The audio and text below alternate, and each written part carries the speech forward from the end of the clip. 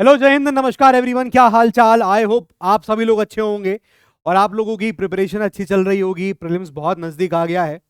आज हमारे इस लेक्चर में एक बहुत ही इंटरेस्टिंग चैप्टर है, एक बहुत ही इंटरेस्टिंग कहानियां होंगी, क्योंकि आज हम शुरुआत करने जा रहे हैं मुगल अंपायर की, जहां हम बात करेंगे बाबर के बारे में, जहां मैं बात करूंगा आपसे हुमायूं के बारे में, जहां हम चर्चा करेंगे शेरशाह सूरी के बारे में।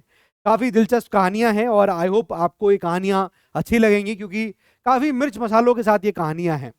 तो आज हमारे चैप्टर नंबर 10 है, लेक्चर नंबर 10 है इस मेडिवल हिस्ट्री का, जिसमें हम इन दो तीन बादशाहों को पढ़ेंगे, बाबर और हुमायूं, साथ में शेरशाह सूरी को डिस्कस करेंगे, जो सुर डायनेस्टी बीच में आई थी। तो लगभग 1555 तक हम लोग इसको आज कर लेंगे।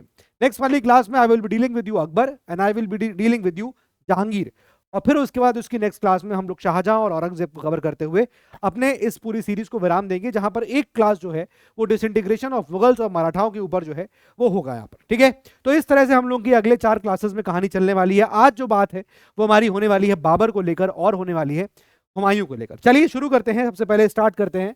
इस लेक्चर का पीडीएफ आपको इस टेलीग्राम सेशन पे, इस टेलीग्राम चैनल पे मिल जाएगा। यहाँ से आके आप पीडीएफ ले सकते हैं, इसका संभव बैच से ले सकते हैं आके। चलिए आइए, सबसे पहली चीज जो हमें सबसे पहली चीज समझनी है वो है अबाउट बाबर। देखिए, कहानियां हैं, इसको समझते जाइएगा, कहानियां हैं सुनते जाइएगा। एक्चुअली क्या था कि बाबर, आपको पता है, ही वॉज बेसिकली उज़्बेक, है ना। हमने देखा था दिल्ली सल्तनत के जो लोग थे वो टर्क्स ओरिजिन के थे, राइट। बीच में आप देखोगे लास्ट में जो लोधी डायनेस्टी आती है वो कहीं ना कहीं अफगान की होती है। अदरवाइज आप देखोगे बाकी लोग जो है टर्क ओरिजिन के होते हैं, लेकिन बाबर जो है वो एक उज़्बेक होता है। ठीक है, is coming from the region of Uzbekistan, वहां से ही आ रहा होता है। ना द पॉइंट इज, अगर हम बाबर की बात करें, बाबर, ठीक है, तो बस इस चीज को समझिएगा कि इज बेसिकली उज़्बेक, उज़्बेक है ये। ठीक है, और कैसे अलग है मैंने आपको बताया। जो दिल्ली सल्तनत के यहाँ पर सुल्तान थे, है ना, हम बात करेंगे कुतुबुद्दीन ऐबक वगैरह इन सब लोगों की, तो हमने देखा था कि ये सब लोग किसके हैं, टर्क ओरिजिन के, तुर्कमेनिस्तान वाले एरिया के हैं। याद करिए, ये सब मैंने आपको डिस्कस किया था कि जब ये लोग तुर्कमेनिस्तान से टर्क वाला एरिया जब नीचे आए थे, है ना, ये टर्किक पीपल जब नीचे आए, है ना, इन द एरिया ऑफ जहाँ पर आपका ये इस्लाम जो फैल रहा था, इन दिस एरिया ऑफ जो आपका Arabian peninsula and all these, तो वहाँ पर इनका इस्लामाइजेशन हुआ, है ना, ये टर्किक लोगों का, तो वहां से ये चीजें थी। बट बाबर जो है वो एक उज़्बेक था। ना from the side of father, ना सी, फादर की साइड से अगर आप देखोगे तो he was the descendant of Timur, he was the descendant of Timur. And from the side of mother, he is the descendant of Mongol. अब आप जरा देखिए, मैं ये नहीं कह रहा हूं कि फादर मदर थे, डिसेंडेंट, डिसेंडेंट, बाप दादा जो है वो तैमूर के लाइन से हैं फादर साइड से, मदर साइड से he is a descendant of from the family of Mongols. माँ और बाप जो लीनियज है वो जबरदस्त था, और पूरा लड़ाकू वाला रेस, तो बाबर को लड़ाकू होना ही होना था और उसके खून में था। ये बात समझ में आ रही है। और जो बाबर की यहाँ पर आप देखोगे दादी थी, दादी, वो उसको तैमूर के किस्से सुनाती थी, ये जबरदस्त योद्धा था, ऐसा था, ये था, वो था। तो Babur was very much impressed, बहुत इम्प्रेस था। और इसलिए बाबर भी जो है, अब वो यहाँ पर उसके अंदर एक वो जील था कि यार मुझे ना कब्जा करना है। उज्बेकिस्तान में वो है। अब उज्बेकिस्तान में जब वो है 12 साल की उम्र पे, ना he is in Fergana, 12 years age. अब उस वक्त वो चाहता है कि मैं उस एरिया पे कंट्रोल करूं, लेकिन जो उसके और रिलेटिव्स थे उज्बेकिस्तान के अंदर, वो उसको वहां पर फिट नहीं बैठने देते हैं, वहां सेटल नहीं होने देते हैं। कोशिश करता है वो कि उनको हरा दे, लेकिन हरा नहीं पाता है। आप देखोगे फाइनली फिर 1504 के आसपास, वो पहले समरकंद में था, समरकंद वहां से निकल के उज्बेकिस्तान के एरिया में, वहां से निकल के वो पहुंचता है काबुल, अफगानिस्तान का एरिया, और 1504 में वो काबुल में अपने आप को स्थापित करता है, काबुल में बैठा हुआ है। अब ये वही टाइम है 1504 का जब इंडिया के अंदर सिकंदर लोधी है। ठीक है ना, मैं आपको थोड़ा सा चीजें बताता हूं, थोड़ा समझने वाली बात भी है। देखिएगा, अब मैं आपको बोल रहा हूं बाबर की बात। देखिए, बाबर, नाउ हमें समझना ये है कि भाई ये आदमी कहां पर है, ये आदमी है समरकंद। ठीक है, समरकंद वाला एरिया चाहता है कि भाई यहां पर हम कैप्चर कर लें, लेकिन इसकी जो लड़ाई है वो उज़्बेक्स के साथ ही चल रही है ना, जो उसके रिलेटिव्स हैं उसी के साथ इसकी यहाँ पर लड़ाई चल रही है, और वो उसको कब्जा नहीं करने दे रहे हैं। तो बाबर कई कोशिशें करता है, कई बार कोशिश करता है कि इनको हराएं, इनको हटाएं, लेकिन ऐसा नहीं हो पाता है। कई बार he also takes the help of other people also, लेकिन नहीं हो पाता है। दूसरी तरफ आप देखोगे कि एक तो उनके उज़्बेक उसके रिलेटिव्स ही उसके लिए एक बड़ा दिक्कत बने हुए थे, साथ ही साथ बाबर जो कि उज़्बेक था, उसकी लड़ाई यहाँ पर किससे, ईरान के साथ भी चल रही है। सफाविद्स यहाँ पर थे, सफाविद्स, इनके साथ भी चल रही है। And they also wanting to capture this particular area. तो बाबर के लिए दोनों तरफ से यहाँ पर प्रॉब्लम थी और फिर इसलिए बाबर को वहां से निकलना पड़ता है। बाबर वहां से निकला, वो पहुंचता है 1504 में, ही रीचेस काबुल, और काबुल में वो अपने आप को स्थापित कर लेता है। He declares himself the king of Kabul. ये वो टाइम पीरियड है जब हम देखेंगे कि इंडिया के अंदर आप देखोगे, एक रफ डायग्राम बना के दे रहा हूं आप लोगों को, ठीक है। Now in this scenario, now he is sitting here, या आपके इधर, he is sitting in Kabul, ठीक है, और वो ऊपर से आया हुआ है समरकंद, कहीं ना कहीं यहां से वो पहुंचा है, यहां से उतर के वो यहां आ गया, काबुल आ गया, भागना पड़ा उसको वहां पर। देयर मल्टीपल रीजंस, ईरान का कॉन्क्वेस्ट भी चल रहा है, समरकंद के उसके रिलेटिव्स उसको वहां पर सेट नहीं रहे बिल्कुल भी, वो काबुल उतर आया। काबुल पहुंचा वो 1504 में, मतलब 1504 में उसने अपने आप को स्थापित कर लिया ना। ये वो टाइम पीरियड है जब भारत के अंदर यहाँ पर लोधीज जो है वो अपने आप को रूल कर रहे हैं, लोधीज जो है वो यहाँ पर रूल कर रहे हैं, ठीक है। और जो टाइम पीरियड है यानी कि लोधी का जो यहाँ पर सुल्तान है वो कौन था, वो यहाँ पर कौन है, Sikandar Lodi. Sikandar Lodi will be there till, आपको पता है मैंने पढ़ाया हुआ है, टिल 1517 के आसपास तक सिकंदर लोधी जो है वो यहाँ पर रहेगा, ठीक है। तो इस वक्त जो है सिकंदर लोधी इज देयर। तो अभी आप देखिए बाबर जो है वो एंटर करना चाहेगा भी तो अभी वो नहीं कर पा रहा है, why, because Sikandar Lodi is there and is a very competent ruler. Sikandar Lodi कोई अपॉर्चुनिटी छोड़ेगा नहीं, और ये जो आपका यहाँ पर काबुल लाइन ऑफ डिफेंस है, यानी कि ये जो एरिया है इस पे बड़ा स्ट्रॉन्ग जोन सिकंदर लोधी ने बना रखा था। लेकिन सिकंदर लोधी के बाद जब हम देखेंगे कि आफ्टर सिकंदर लोधी जब इसका सक्सेसर यहाँ बैठता है, दैट इज इब्राहिम लोधी। इब्राहिम लोधी की पॉलिसीज ऐसी होती हैं जो कि सेंट्रलाइज कर लेता है वो चीजों को, सेंट्रलाइज्ड, सारी पावर अपने हाथ में रख रहा है, किसी और को कुछ समझ ही नहीं रहा है। ऐसे में उसके लोग उससे काफी नाखुश थे इब्राहिम लोधी से। इनफैक्ट उसका खुद का आप देखोगे लोग थे, दौलत खान लोधी, ही was not happy with Ibrahim Lodhi. ये क्या तरीका है, आप नोबिलिटी से कुछ समझ ही नहीं रहे हो। नोबिलिटीज के साथ पहले जो है जो सिकंदर लोधी होते थे, बहलोल लोधी, नोबिलिटी के साथ बैठ के खाना खाते थे, है ना, कि भैया हम एक ही किन के हैं, हम एक ही लाइन के हैं, हम सब बराबर हैं, कोई अलग नहीं है यहाँ पर सुल्तान। He is first just among the equals, he is equal among the other people. ये यहाँ थ्योरी होती थी, लेकिन इब्राहिम लोधी ने इस थ्योरी को बदल दिया, ना नोबिलिटी को इज्जत, ना अपने घर खानदान को इज्जत। जाहिर सी बात है ऐसे में कोई सेठेगा नहीं, और इसीलिए यहाँ पर अब ये हो गया कि यार हमें किसी तरह से इस आदमी से छुटकारा चाहिए। और जब ऐसे छुटकारे की बात आई तो इब्राहिम लोधी का आप देखोगे यहाँ पर, you must have heard the name दौलत खान लोधी, ये आवाज उठाता है, कहता है यार इस आदमी को हटाना है। दौलत खान लोधी ही इज इन पंजाब, और ये भी अब आगे पहुंचता जा रहा है धीरे धीरे। Babur also is moving head till Punjab, और उसने अपनी पंजाब के अंदर रेड जो है करना स्टार्ट ही कर दी थी ऑलमोस्ट। ऐसे में यहां कहा जाता है कि frustrated by the policies of Ibrahim Lodhi, दौलत खान लोधी ने इनवाइट किया बाबर को, ही इनवाइट्स बाबर, दौलत खान लोधी ने इनवाइट किया बाबर को कि आओ यार इसको हराओ। अब यहां पर ऐसी भी कई बात कही जाती है जो कि अब हिस्टोरियंस ये भी कहते हैं, इतिहास में आपकी जो किताबें हैं उसमें ये भी लिखा आता है कि जिक्र है, लेकिन इस तरह की कहानी, इस तरह की थ्योरी सही नहीं होगी। इस बात को भी यहाँ पर लिखा गया है। वो ये कहा जाता है कि इवन जो राणा सांगा थे उन्होंने भी यहाँ पर इनवाइट किया था बाबर को, वो भी इनवाइट करना चाहते थे। नो, व्हाट फॉर रीजन, ये थ्योरी क्यों कहती है ऐसा? वैसे बोला जाता है कि थ्योरी इज रॉन्ग, लेकिन ऐसा क्यों हुआ, ऐसा क्यों क्यों क्यों कहता है, ऐसा क्या था? देखो होता क्या है, अगर मैं आपको बताऊं, इफ दिस इज योर, ठीक है, समझिएगा, थोड़ा सा मैं समझाने के लिए आपको बता रहा हूं, ठीक है। देखिएगा यहां पर आप देखिए, दिस इज योर दिल्ली, ठीक है ना। इंपॉर्टेंट क्या है कि ये वाला area, this is your Gujarat वाला एरिया, ये काफी स्ट्रांग है, ठीक है ना। ये पूरा आप जो देखोगे राजपुताना वाला एरिया आपको जहां यहां मिलेगा, ठीक है, ये राजपुताना। ये बंगाल वाला एरिया बड़ा स्ट्रांग रहा है ना, ये भी हमने देखा था। Bengal remains very strong always, starting से ही इंडिपेंडेंट था। दिल्ली सल्तनत के टाइम में भी कभी कब्जे में आया, कभी निकल गया हाथ से। क्यों निकलता था? बिकॉज दिल्ली की, बंगाल के ऊपर जब आप कब्जा करने जाओगे, कोई भी सुल्तान अगर गया है बंगाल की तरफ, तो बंगाल का जो सुल्तान रहा है या रूलर रहा है वो नॉर्थ ईस्ट की तरफ भाग जाता है। और इस जगह की जो टेरेन है, इस जगह की टेरेन जो है, जमीन, वो बहुत ही खतरनाक है, यानी कि सब लोगों की बस की नहीं है। जो यहाँ रहता है वही जान सकता है। तो जब भी किसी ने कोशिश भी करी बंगाल को मिलाने की, कुछ टाइम के मिला पाया, फिर उसके हाथ से बंगाल निकल गया।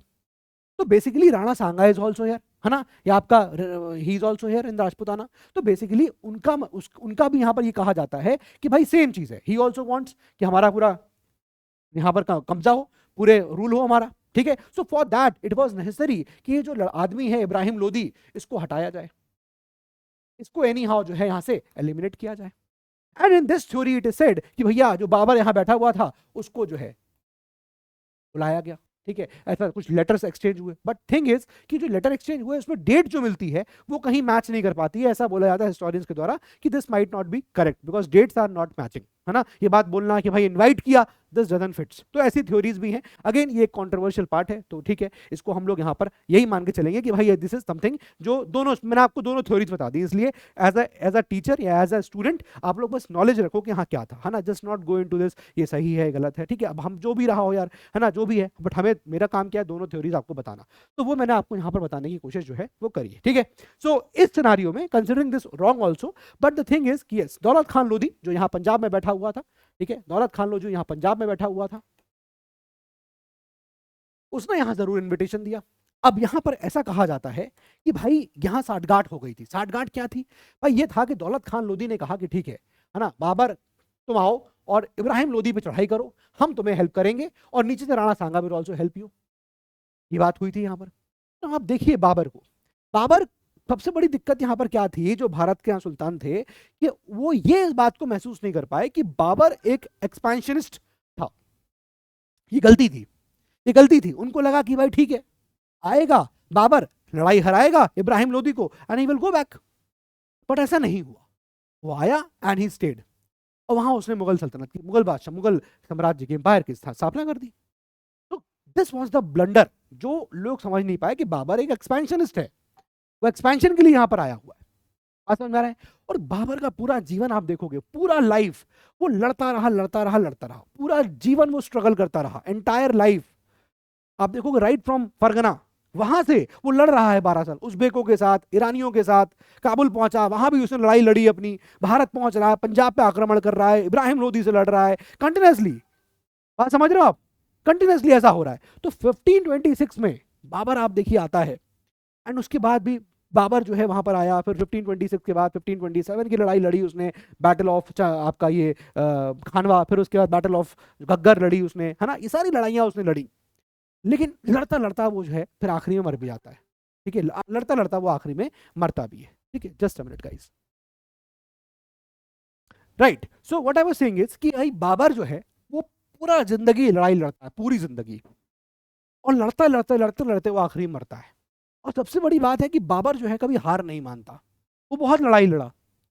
उसकी जो बायोग्राफी आप देखोगे, तुजुके बाबरी, उसको ट्रांसलेट करके भी लिखा गया है, बाबर नामा करके है, तुजुकी बाबरी।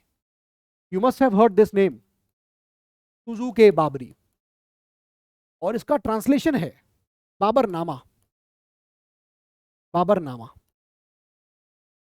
अगर आप देखोगे तुजुके बाबरी एंड बाबरनामा, ये किताब जो है इसकी, उसमें वो लाइन लिखता है, क्या हुआ जो मैदान हार गए, अभी सब कुछ नहीं हारे, वो अदम में साहस और इच्छा शक्ति, जो सर झुकाने और सजदा करने को तैयार नहीं, वो नहीं हारे। ही सेइंग दिस, अगर हार गए लड़ाई में तो क्या हुआ, अभी सब कुछ नहीं हारे हैं। अदम में साहस और इच्छा शक्ति, विल पावर मेरे पास है। जब तक इंसान के पास वो करेज और विल पावर होगा, तब तक उसको कोई नहीं हरा सकता। This is the message for you people also. आप एस्पिरेंट्स के लिए भी ये मैसेज है। आप तैयारी कर रहे हो यूपीएससी के लिए, आपको लग रहा है कि प्रीलिम्स आ गया है, मैंने नहीं किया है, आप हारो नहीं, लड़ते रहो। अगर आपके पास वो डिवोशन, डेडिकेशन है, आपके पास वो करेज है, वो विल पावर है, तो आप फाइट बैक करोगे। इतिहास के बहुत सारे कैरेक्टर्स हमको बहुत सारा कहानी, बहुत सारा मैसेज हमको देते हैं।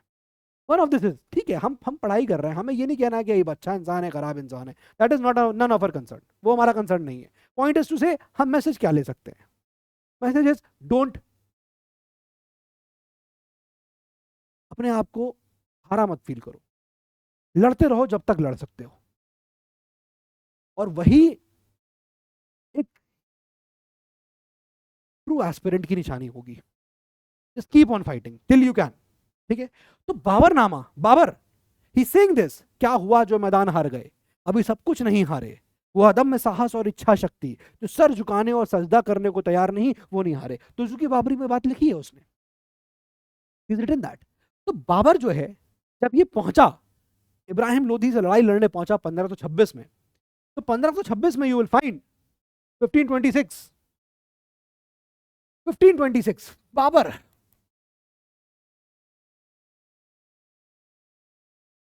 एंटर किया।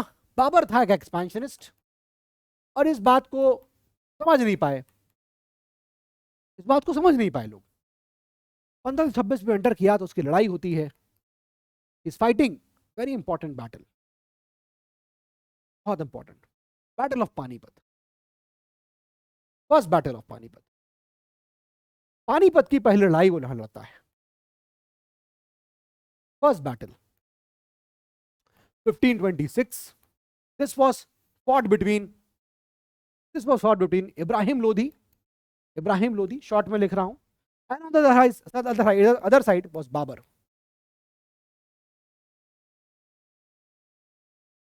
बाबर जीता क्यों है इसमें, why was Babar able to be successful, और बाबर भारत आया ही क्यों था, सबसे बड़ी बात ये है। What are the reasons? Why do you think Babar came? Multiple reasons. Babar कह रहा था देखिए हमारे दादा परदादाओं ने भारत के ऊपर रूल किया है, तो मेरा तो हक बनता है रूल करना। तैमूर, ऑल दिस पीपल, हमारे हमारे घर खानदान ने एक वक्त पे रूल किया है, तो it is my air right, मुझे तो रूल करना ही चाहिए इसको, पहला रीजन। दूसरा रीजन ये था कि उसके राइवल्स ऑलरेडी उज्बेकिस्तान और अफगानिस्तान में बैठे हुए थे, एंड दैट इज वाई उसको वहां से निकलना पड़ा। तीसरा इंपॉर्टेंट पॉइंट कि जहां वो बिलोंग करता था वहां पर economy is very poor economy in this area, Afghanistan Uzbekistan, नहीं मिलेगी आपको इकोनॉमी। और यहाँ पर अगर आपको पूरे वर्ल्ड पे कब्जा करना है, जो बाबर चाह रहा था, अगर आपको कब्जा करना है तो आपको चाहिए पैसा, वो मिलेगा आपको दिल्ली, यमुना गंगा यमुना दो आपके एरिया में, and that is why Babur wanted to come to India.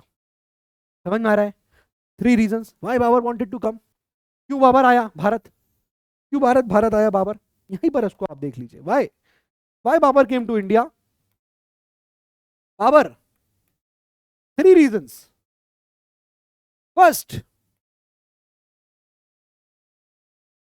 पहला रीजन नोट करिएगा, पहला रीजन हो गया arch rivals in Uzbek and Iran. Arch rivals, खुद उसके Uzbek relatives and Iran Safavids, ये आर्च राइवल्स थे। सेकंड क्या कह रहा था कि भैया हमारे तो बाप दादाओं ने रूल किया है, क्लेमिंग ऑन ग्राउंड्स ऑफ क्या, on grounds of forefathers rule, forefather बाप दादाओं का रूल था, इसलिए हमारा होना चाहिए। एंड थर्ड, इकोनॉमी, काबुल की इकोनॉमी या समरकंद की इकोनॉमी को दम नहीं था, और उसको वो फायदा यहां भारत में मिलता। That is why he wanted to visit come to India. Why he wanted to come to India, क्यों वो भारत आना चाहता था, ये बात मैंने आपको यहां पर क्लियर करी। Now first battle, why he one, what do you think, क्यों जीता होगा, सोच के देखो। सबसे बड़ी बात है कि इब्राहिम लोधी और बाबर के बीच में डिफरेंस जो था, बाबर सबसे पहली बात है he introduced the concept, he took the things like gun powder लेके आया, पहली बार these cannons, all these things were there, बंदूकची,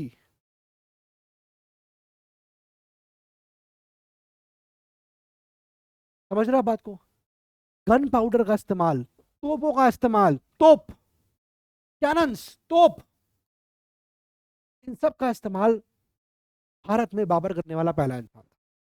और दूसरी बात, बाबर के पास जो एच फैक्टर था, what was the X factor of Babur, X factor, ये सब धरा रहा था, अगर उसके पास एक्स फैक्टर 2 चीज के नहीं होते, एक ही चीज लिख लो आप, मिलिट्री स्ट्रैटेजी या वॉरफेयर स्ट्रैटेजी, लड़ाई लड़ने का तरीका उसका जो था वो बड़ा खतरनाक था।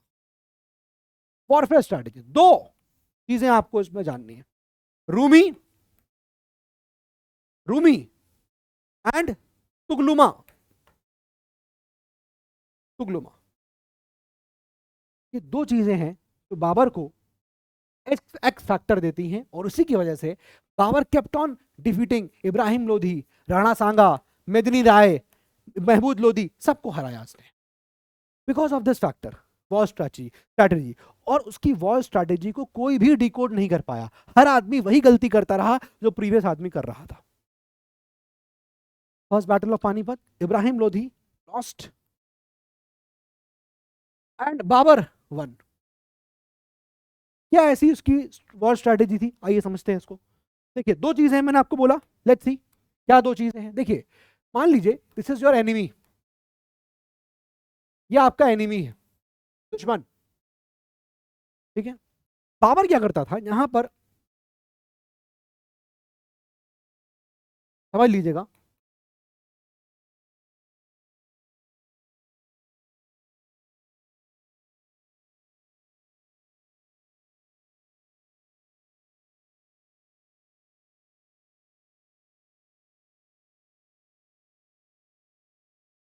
देखिए अब यहां क्या हो रहा है मैं आपको बताता हूं। यहां क्या हो रहा है समझिएगा इस चीज। अब ये इब्राहिम लोधी है, ये इब्राहिम लोधी है, और यहां पर आप देखोगे तो बाबर है। इनकी वॉर स्ट्रैटेजी को थोड़ा समझिए, क्या करते थे ये लोग। देखिए अब होता क्या था कि यहां पर जो इब्राहिम लोधी की सेना है, ये पहले अपने हाथियों को आगे भेजते हैं, एलिफेंट्स। ये आपके वॉर एलिफेंट्स होते हैं, वॉर एलिफेंट्स जो बड़े खतरनाक होते हैं, और उनको बड़ा धांसू तरीके से ट्रेन किया जाता है। एलिफेंट को सबसे ज्यादा डर जो है वो लगता है आवाजों से, आवाज। तो लेकिन ये वॉर एलिफेंट्स हैं, तो ये ट्रेंड होते हैं, इतनी आवाज तो झेल लेते हैं।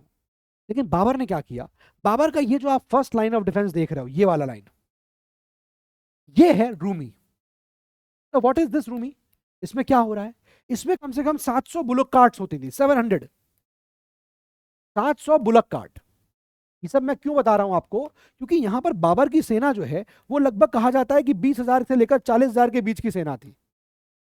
बट ये सेना इनके पास लाखों की तादाद में थी, लैक्स थी। फिर भी उसके बाद आप देखोगे कि हरा दिया गया, इब्राहिम लोदी को डिफीट किया बाबर ने। क्यों, रूमी एंड ये जो साइड के ब्लॉक्स देख रहे हो, तुलुगमा, तुलुगमा, समझिएगा। अब होता क्या था कि वॉर एलिफेंट जब आगे आए, तो इस पर्टिकुलर बुलक कार्ट्स में यू विल फाइंड कि यहां पर बाबर ने अपनी बंदूकची को, यानी कि अपनी बंदूकों को, है ना, अपने तोपों को, ठीक है, इन सबको यहां पर छुपा रखा था, ठीक है। कैवलरी मैन, कैवलरी मैन, ठीक है। तो उनको लगता था कि यार इस ये जो हाथ यहां पर खाली की बुलक कार्ट खड़े हुए हैं, ये हाथी छोड़ेंगे काम हो जाएगा, ये पूरा हाथी जो है रौंद के चले जाएंगे। वॉर एलिफेंट जब बड़े बड़े हाथी, एकदम जबरदस्त हाथी है। तो जब क्या हुआ कि जब ये लोग वॉर एलिफेंट छोड़े, जब वॉर एलिफेंट आगे बढ़े, तो यहाँ पर इतना ज्यादा बमबाजी करी गई, है ना, इतने ज्यादा बम फोड़े गए यहाँ पर, कि इन बमों की आवाज से, इन बंदूकों की आवाज से, इतनी तोपों की आवाज से ये हाथी जो है उसे संभाल नहीं पाए। थोड़े बहुत हल्के फुल्के उसको लिए वॉर एलिफेंट्स, ठीक है। लेकिन this was the first time जब इन बुलक कार्ट्स के थ्रू गन पाउडर का इस्तेमाल हुआ। अरे भाई गन पाउडर का इस्तेमाल हो रहा है, बारूद का इस्तेमाल हो रहा है, बम फटने की आवाज आ रही है, धुम धुम। और ऐसे में जो हाथी जो है वो बेचारा क्या करेगा, और यही हाथी जो है बौरा गया और वापस चला गया। और this is what Ibrahim Lodi is seeing कि क्या चल रहा है। फिर उसके बाद इब्राहिम लोदी ने अपनी सेकंड लाइन ऑफ डिफेंस को आगे भेज दिया, ये जो सेना खड़ी थी उसको आगे भेजा। सेना आगे बढ़ने लगी तो हुआ क्या कि जब सेना आगे बढ़ती है, तो बाबर की जो स्ट्रैटेजी थी कि फिर ये जो साइड में इधर जो सेना खड़ी है, ये वाली और ये वाली सेना, इनको इधर से भेजेगा ऐसे, इनको इधर से भेजेगा ऐसे, ठीक है ना। और बाकी लोग जो है वो सामने से आगे बढ़ेंगे, वो यहां से आगे बढ़ेंगे। अब होगा क्या कि जब ये सारे लोग इसकी आगे आ जाएंगे, when they will come here, तो ये साइड से आके घेर लेंगे चारों तरफ से। तो लुगमा इज बेसिकली व्हाट, सर्किल, ठीक है ना। तो इसको चारों तरफ से घेर लिया जाएगा। अब होगा क्या, इनके पास या तो ऑप्शन ये है कि वापस रिटर्न कर जाएं, लेकिन जब इस तरह से आते हैं तो लुगमा तो पता ही नहीं होता क्या होने वाला है उनको, वो आगे चलते आते हैं ना। When they come in front और ये चारों तरफ से घिर जाते हैं, सो दे कम इन द फायरिंग रेंज, वो फायरिंग रेंज में आ जाते हैं फिर। और बाबर ऐसे फायरिंग रेंज में आने के बाद फिर अपनी सेना को यहां से भेज देता है, पीछे से भी सेना अटैक करती है, एंड देन ये पूरा यहां पर मामला खत्म हो जाता है। ये मिस्टेक इब्राहिम लोधी ने ही नहीं करी, ये गलती राणा सांगा ने भी करी थी। आप खाली स्ट्रांग हैं, मजबूत हैं, will not do the work, you need a strategy.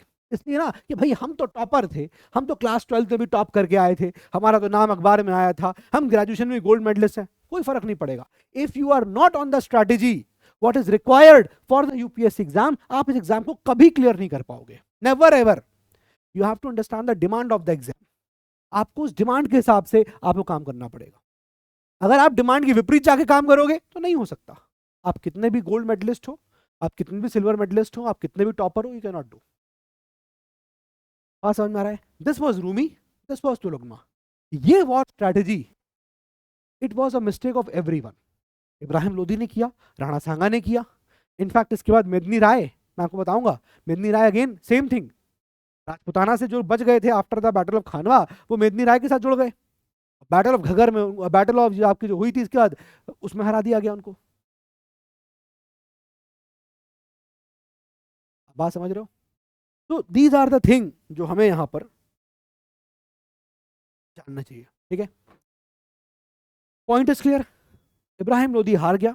Ibrahim Lodhi के हारने के बाद, इब्राहिम लोधी के हारने के बाद बाबर जो है वो अपने आप को कंसोलिडेट करता है 1526 में। 1526 में Babur is now on the throne. अब बाबर जब गद्दी बैठा तो अब इसने इब्राहिम लोधी को रिप्लेस कर दिया। राणा सांगा एंड अदर, सबको लगा दौलत खान लोधी कि ये तो हार जाएगा, वापस चला जाएगा। दौलत खान लोधी को भी पीटा फिर बाबर ने। ये बात दौलत खान लोधी रियलाइज नहीं कर पाया था, ये बात दौलत खान लोधी नहीं समझ पाया था कि Babur will come and sit in country. Daulat Khan Lodhi ने कहा ठीक है भैया, थैंक यू सो मच, जाइए। बाबर ने कहा किधर, कहीं नहीं जाएंगे, यहीं रहेंगे, यहीं से रूल करेंगे। एंड देन फिर दौलत खान लोधी को भी पीट दिया बाबर ने। बाबर इसके बाद 1527 he is fighting the battle of खानवा। किसके अगेंस्ट? राणा सांगा के खिलाफ।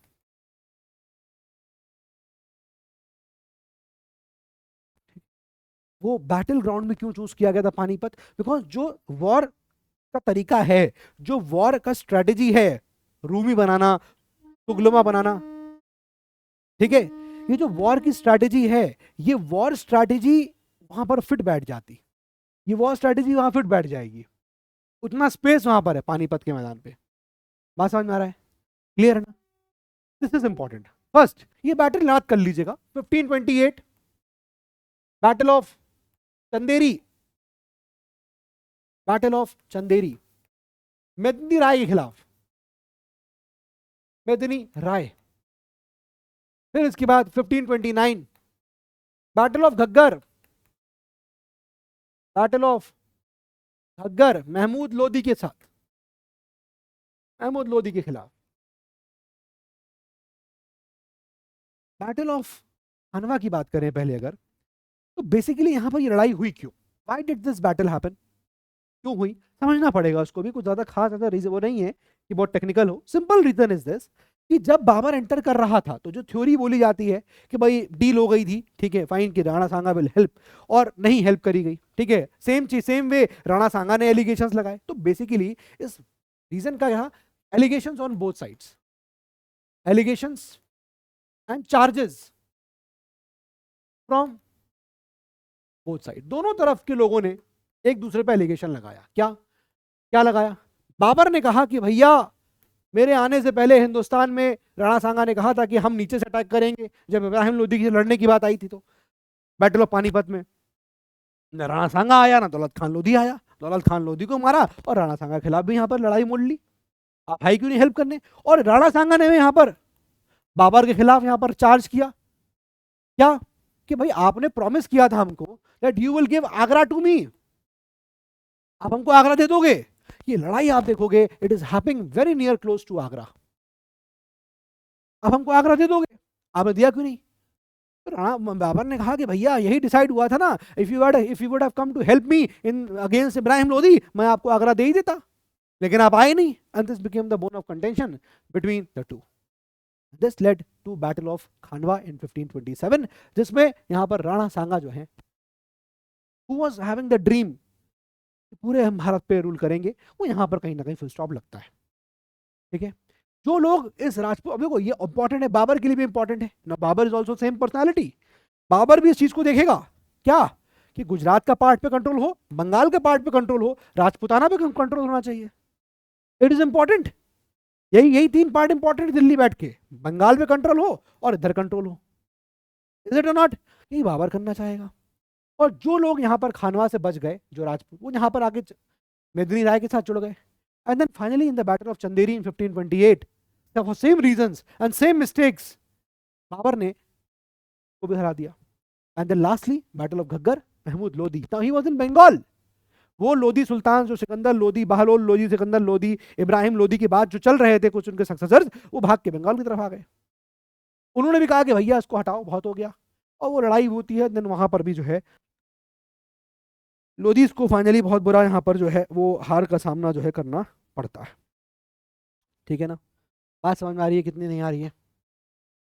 बाबर जो है लड़ता रहा एंड फाइनली 1529 में उसकी डेथ हो जाती है। 1529 1530 ही डाइज, और उसकी गद्दी के बाद हुमायूं जो है, उसकी डेथ के बाद हुमायूं जो है वो गद्दी पे बैठता है।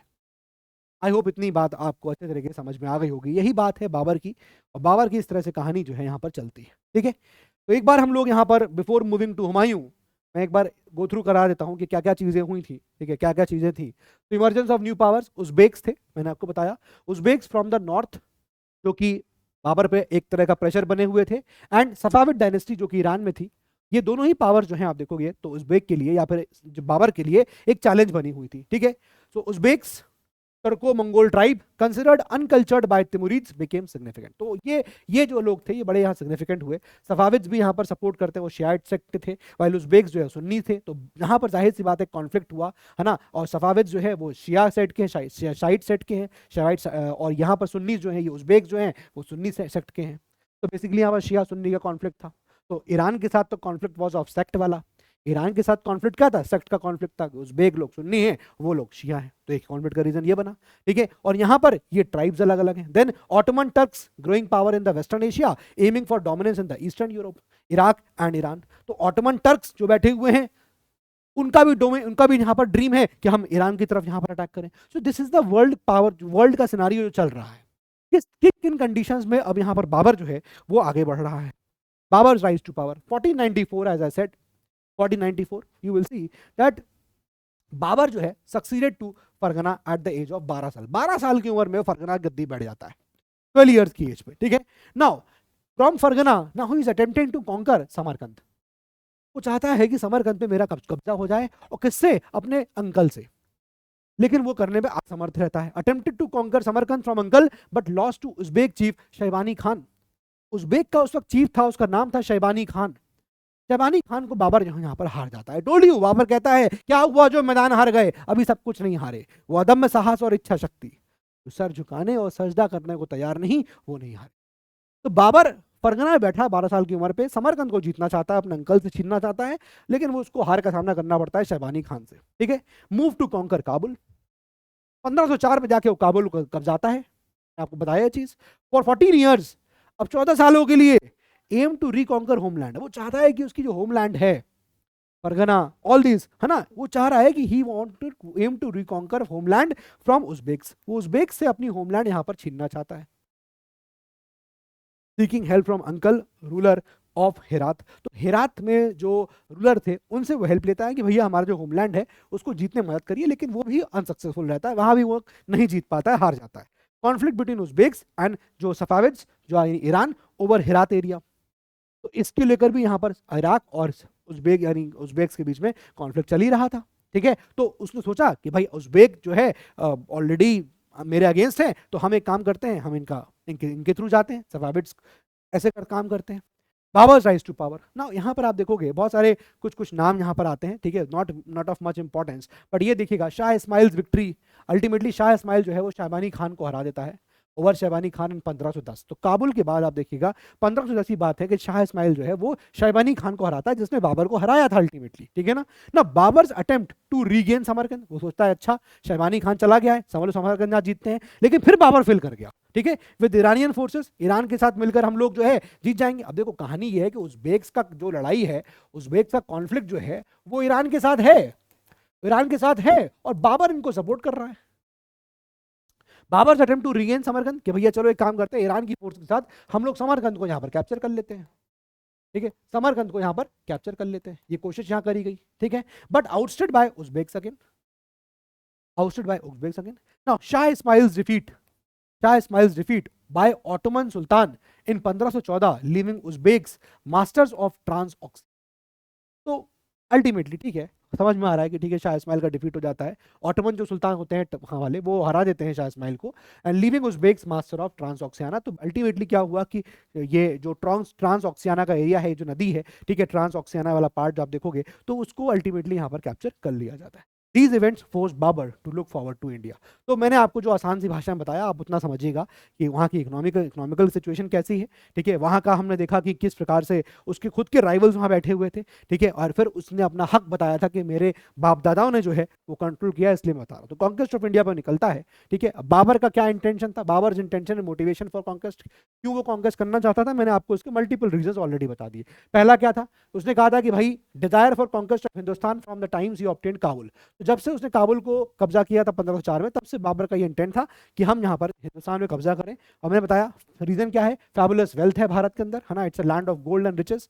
दूसरा उसने कहा था कि मैं लेजिटिमेट राइट रखता हूँ टू पंजाब, क्यों, क्योंकि मेरे ही बाप दादा लोग थे, है ना, जो उसको एनेक्स करके बैठे हुए थे, तो ये मेरा राइट बनता है पंजाब पे कब्जा करना। और दूसरा यहाँ पर जो मीगर इनकम इकोनॉमी, जो इकोनॉमी थी यहाँ पर, है ना, जो जरूरत है एक्सपीडिशंस के लिए, एक्सपेंशंस के लिए, वो उसको यहाँ पर उज़्बेक में नहीं मिलती, ठीक है। अप्रीहेंशंस ऑफ उज़्बेक अटैक्स भी, कि उज़्बेक अटैक कर देंगे, economy is weak, that is why he said, उसने भारत को अपना सूटेबल बेस बनाने का यहाँ पर बात करी, कि भारत को उसने अपना सूटेबल बेस बनाया कि यहीं से हम बैठ के अब आगे कहानी लड़ेंगे। Political situation in north west क्या रही, पंजाब पे उसने अटैक करना स्टार्ट कर दिया था, एज आई सेड यहाँ पर ऑलरेडी।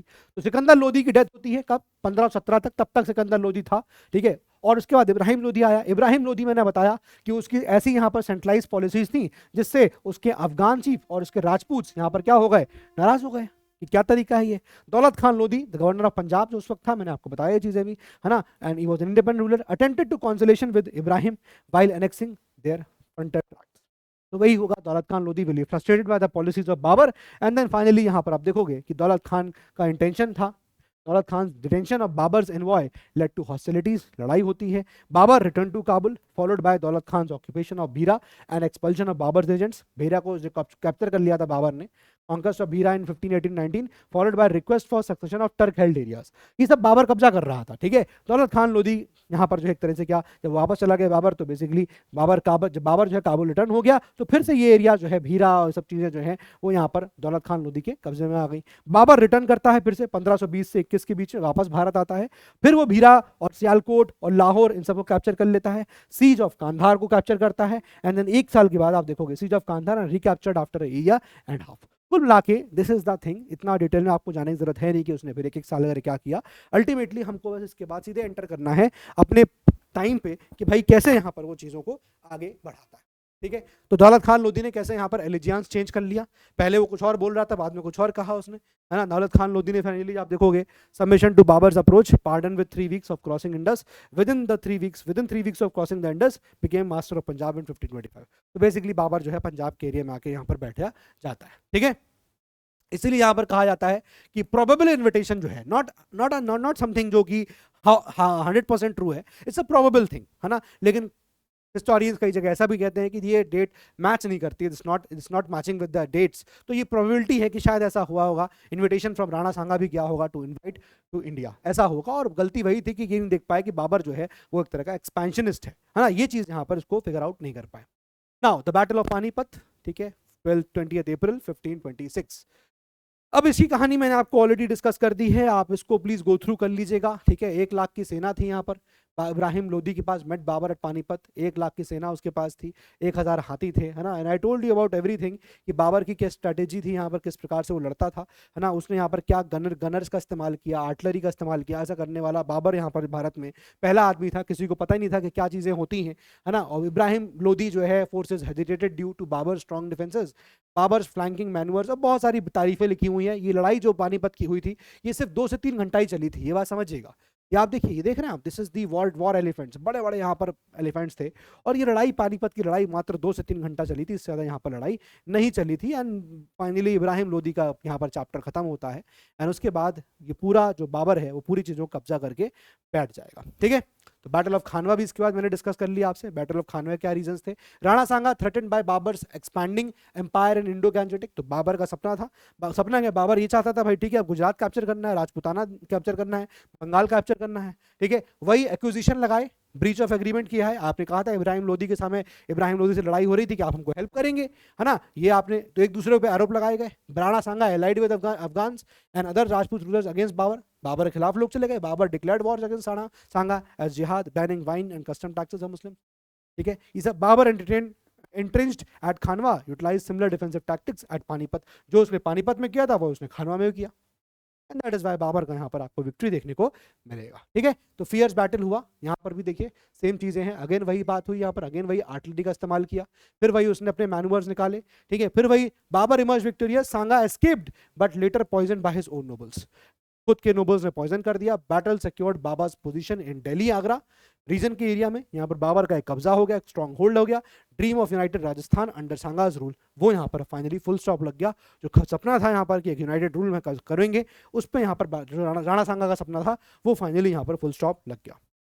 द अफगान्स, ये मैंने कहानी आपको अगेन डिस्कस कर दी है। बैटल ऑफ घग्गर, यहाँ पर बैटल ऑफ चंदेरी भी डिस्कस कर दी, और महमूद लोदी के खिलाफ यहाँ क्या हुआ था मैंने वो भी बता दिया। ईस्ट बंगाल की तरफ कब्जा करना था, महमूद लोदी के खिलाफ भी सेम यहाँ पर चीजें जो है बाबर ने करी, and that led to the end of entire जो सिनारियो था वो यहाँ खत्म हो जाता है, ठीक है। तो सिग्निफिकेंस की बात करेंगे, बाबर का जो एडवेंट हुआ इंडिया में उसका क्या सिग्निफिकेंस था। देखिए उसका सिग्निफिकेंस सिंपल है, एक तो ये कि टेरिटोरियल एक्सपेंशन हो गया, यानी कि ये बात समझिए कि भले ही बाबर का रोल जो है बहुत छोटा था, लेकिन उतने टाइम में आप देखोगे कि कई बार उसने मतलब कुछ चीज़ें ऐसी कर दी, आपका राजपूताना वाला एरिया, गुजरात वाला एरिया, उसने उसको ऐसा बना दिया कि बहुत टाइम तक कोई फॉरेन इन्वेजन फिर इंडिया में नहीं हो पाया, है ना। हम देखेंगे 1526 में इन्वेजन हुआ है बाबर का, उसके बाद कोई फॉरेन इन्वेजन अगर इंडिया में हुआ तो वो आप देखने को मिलेगा 1739, Nadir Shah is attacking, Nadir Shah attack करता है बैटल ऑफ करनाल में, उसकी तब जाके ईरानियन का इन्वेजन होता है, फॉरेन इन्वेजन। तो बेसिकली सबसे बड़ा यहाँ पर ये टेरिटोरियल एक्सपेंशन जो किया बाबर ने वो तो किया ही किया, ठीक है। पूरा भारत के ऊपर उसने अपना कब्जा बनाया, ठीक है। And important, securing India from external invasions, तो integration of Kabul and Kandahar line of defence, ठीक है ना। तो ये काबुल और जो कांधार लाइन ऑफ डिफेंस है उसको बाबर ने अपने पूरा जकड़ लिया था,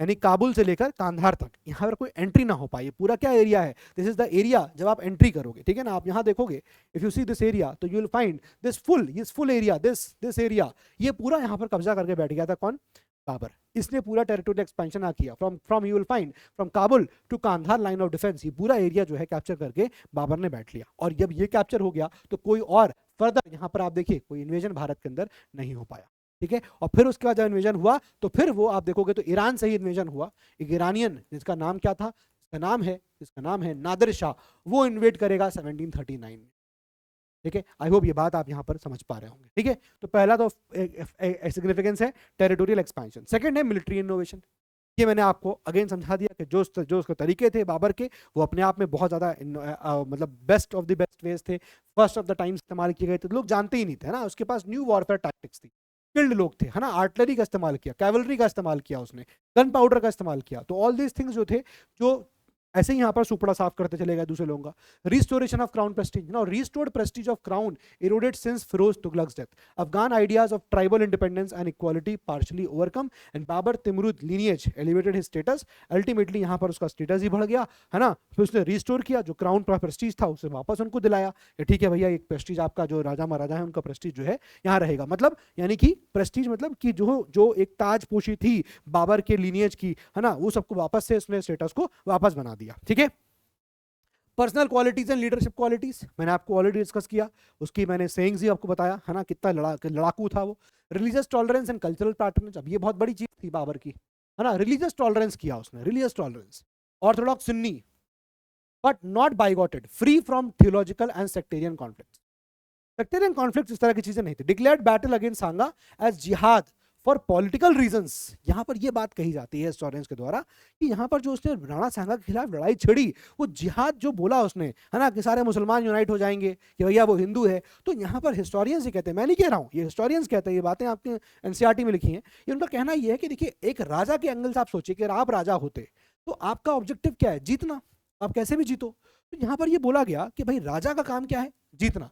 तो उसने ये जिहाद जो बोला है वो एक पॉलिटिकल रीजंस की वजह से बोला। उससे क्या हुआ? उससे क्या, लोग उसकी तरफ आ गए। Limited destruction of temples and during reign, all these things. Deeply learned in Persian, Persian language बहुत जानता था Babur, Arabic language, Turkish language, famous prose writer and author of Tuzuki Baburi, Tuzuki Baburi बताया, बाबरनामा, ठीक है। पैटर्नेज ऑफ पोइट्स को पैटर्नेज दिया, आर्टिस्ट को, naturalist को, इन सबको उसने बाबर ने यहाँ पर खूब सारा पैटर्नेज दिया, ठीक है। कॉन्सेप्ट ऑफ स्टेट, अब ये चीज यहां से निकल के आती है, introduce a new concept of state based on strength and Prestige of crown, ये बात यहां पर आ गई, ठीक है। Provided president and direction for successors, successors के लिए एक तरह का गाइड, एक तरह का ब्लूप्रिंट बन गया, कैसे हमें रूल करना है। फर्दर के जो आने वाले सक्सेसर थे उनको बात समझ में आ गई, कैसे हमें काम चलाना है, कैसे क्या करना है आगे चल के, ठीक है। नाउ अब यहां से आती है हुमायूं की बातें। चलिए, अब हुमायूं और शेरशाह सूरी को हम लोग यहाँ पर साथ में पढ़ेंगे, राइट। तो ये कहानी होती है, आपने सुनी होगी, बाबर जो है मन्नत मांगता है कि भाई मेरे लड़के की जान बचा लो, और चाहो तो तुम मेरी जान, ऊपर वाले से गुजारिश करता है, भले तो मुझे उठा लो, लेकिन मेरे बच्चे की जान जो है बचा लो। Humayun sitting on the throne 1530, 1530 से लेकर 1540 तक वो रूल करता है, एंड देन उसके बाद 1555 में वापस आएगा, और 1556 तक वो, दो फेजेस में हुमायूं का यहाँ पर रूल जो है वो चलता है। एक कमबैक है जो हुमायूं करता है ना, लोग पूछते हैं ना कब कमबैक होगा तुम्हारा, तो हुमायूं कमबैक करता है, ठीक है। तो जब मैं आपको यहाँ पर ये पढ़ाऊंगा Humayun, we will parallelly discuss someone called as Sher Shah. Sher Shah, and he is belonging to a Sur dynasty. He is belonging to a Sur dynasty. He is ruling Sur dynasty 1540 से लेकर 1555 तक। लेकिन इसमें आप देखोगे सुर dynasty का, लेकिन शेर शाह सूरी का जो टेन्योर है वो 5 साल है, 1540 से लेकर 1545। ये सुर डायनेस्टी का। अब आइए कहानी को समझते हैं, क्या कहानियां हैं इनकी, क्या दिलचस्प कहानियां हैं। देखो, हुमायूं जब गद्दी बैठा ना, हुमायूं इतिहास का एक वो कैरेक्टर है जो अपनी गलतियों से सीखता नहीं है। अगर आप अपनी गलतियों से सीखोगे नहीं, एक गलती करोगे, दो गलती करोगे, माफ हो जाएगा, तीन गलती करो, चार गलती कर रहे हो, पांच गलती कर रहे हो और सीख ही नहीं रहे हो, तो शायद ऊपर वाला भी आपको माफ नहीं करेगा। और यहां पर हो यही रहा था। बाबर ने अपने जीवन काल में इतनी गलतियां करी कि उसको फिर अपना खामियाजा भुगतना पड़ा, और यही आपको कहानी में देखने को मिलेगा, ठीक है ना। बेसिकली जब मैं आपको हुमायूं पढ़ाऊंगा तो हुमायूं की हमें ऐसे 5 ब्लंडर्स पढ़ने हैं, 5 ब्लंडर मैं आपको बताऊं, 5 ब्लंडर्स। कहीं कहीं बहुत कॉमेडी भी है, कहीं कहीं आपको देखने को मिलेगा कि यार ये क्या गजब की कहानियां हैं इसके साथ जुड़ी हुई हैं, ठीक है। बट ये सब चीजें जो है हमारी शेर शाह सूरी के साथ पैरेलल चलती रहेंगी, ठीक है। Now before I start with Humayun, है ना, हुमायूं इज द सेकंड बादशाह, सेकंड जो एम्परर है वो मुगल एम्परर में बाबर के बाद गद्दी बैठा हुमायूं है, उसका लड़का है। और टाइम पीरियड मैंने आपको बताया। अब शेर शाह सूरी के बारे में थोड़ी चीजें बता दूं। देखो, Sher Shah Suri is real name Farid, Farid. And इसके बारे में बताऊं, he is son of zamindar of Sasaram, he is son of zamindar of Sasaram, he is the son of zamindar of Sasaram. बात समझ में आ रही है कि नहीं आ रही है? ही is the son of zamindar of Sasaram. Clear हो गई बात? ये now the point remains, the point is समझिएगा इस बात को कि एक जमींदार का लड़का है और वो भारत पे कब्जा करने का सोच रहा है। आप उसके ख्वाब देखिए, एक जमींदार का लड़का है, सासाराम, जमींदार ऑफ सासाराम था उसका लड़का Farid. He is aiming, he is dreaming become the ruler of Hindustan. ये सिनारियो है। और ये जो आदमी है ना शेर शाह सूरी, आप देखोगे तो he is basically serving whom? Governor of Bihar. जो गवर्नर ऑफ बिहार था, कहानी सुनिएगा जरा क्या हुआ। ये बिहार का जो गवर्नर था उस वक्त, बिहार के गवर्नर का ये अपनी सर्विस देता था, धनिया ले आओ, लहसुन ले आओ, प्याज ले आओ, दही ले आओ, काम कर रहा है। I mean to say that he is serving in for the governor of Bihar. Humayun is there, बादशाह, बट बिहार का गवर्नर को सर्विस कर रहा है। आप सोचिए, सिंपली जमींदार के लड़के का, सासाराम के जमींदार के एक लड़का, सासाराम का जो जमींदार है उसका लड़का है ये, simple, nothing else, but he is serving for the governor of Bihar. और ऐसा भी कहा जाता है कि भैया ये जो इसका लड़का था उसको पढ़ाता भी था, गवर्नर ऑफ बिहार का जो लड़का था उसको पढ़ाता भी था। अब हुआ क्या कि जब गवर्नर ऑफ बिहार का यहाँ पर क्या एक माइनर सन भी था, फैमिली में इसके एक माइनर सन था, और इधर वाइफ थी साथ में। तो जब यहाँ पर गवर्नर ऑफ बिहार की जब डेथ हो गई, जब गवर्नर ऑफ बिहार की डेथ हुई दोस्तों, तो उसकी डेथ के बाद हुआ क्या, उसकी डेथ के बाद क्या हुआ कि माइनर सन अभी गद्दी पे बैठ नहीं सकता या राजपाट तो संभाल नहीं सकता, तो माइनर सन की जगह आप देखोगे क्या किया गया, माइनर सन की जगह आप देखोगे कि शेर शाह सूरी को एज अ रीजेंट बना दिया गया, एज अ रीजेंट बना दिया गया। Regent, you understand, regent. जैसे आप देखोगे अकबर छोटा था, माइनर था, तो बैराम खान वाज रूलिंग। हमने ये चीज बलबन में देखी थी, हमने ये चीज बलबन के टाइम पे भी देखी थी, है ना, ये हम कई बार देख चुके हैं, हमने एंशिएंट हिस्ट्री में ये चीज पढ़ी हुई है ना। जब आप देखोगे श्री सातकर्णी वो स्मॉल, छोटा था, माइनर था, तो कोई और रीजेंट बन के देख रहा था। तो Sher Shah Suri was the regent, serving as the regent, और बिहार पे वो रूल कर रहा है। लेकिन जब कब हुआ ये, जब गवर्नर ऑफ बिहार की डेथ हो गई, तो माइनर सन तो रूल कर नहीं सकता, छोटा है, तो रीजेंट की तरह शेर शाह सूरी ने रूल किया। कुछ टाइम के बाद Sher Shah Suri marries the widow wife of governor of Bihar, and he married wife of governor of Bihar and himself became governor of Bihar. Sher Shah Suri ने ये शादी करके खुद वो गवर्नर ऑफ बिहार बन गया। ये देखिए आप, क्या गजब की उसने तिगड़म भिड़ाया। पहले एज अ रीजेंट बना, और जब उसने गवर्नर ऑफ, जो उसकी बीवी थी, भाई ये तो ये राजा कौन बनना चाहिए, राजा माइनर सन होगा, लेकिन अभी माइनर है, वेट कर रहे हैं, बड़ा हो जाएगा तो रूल करेगा, लेकिन उससे पहले इसने शादी कर ली, और शादी कर ली तो अब ये बेटा हो गया और बाप जिंदा है अब। तो शेर शाह सूरी जो है वो गवर्नर ऑफ बिहार यहाँ पर जो बन गया, एक ये उसने काम किया। अब यहाँ पर समझिएगा क्या हुआ कि शेर शाह सूरी की जो वाइफ है, इस वाइफ की यहाँ पर बहन थी, इस वाइफ की यहाँ पर बहन थी जिसका नाम था लाड मलिका। हर नेम वॉज लाड मलिका। और लाड मलिका को लेकर शेर शाह सूरी जो है वो जा रहा था काड़ा। काड़ा you will find a place near Manikpur. अगर आप लोग इधर के हो गए, इस बेल्ट के, यूपी वाला बेल्ट, या आपका Allahabad, Prayagraj, Banda, Chitrakoot, all this area, Banda, Mahoba, you will find there is place called as Manikpur. Kara उसके पास एक जगह है।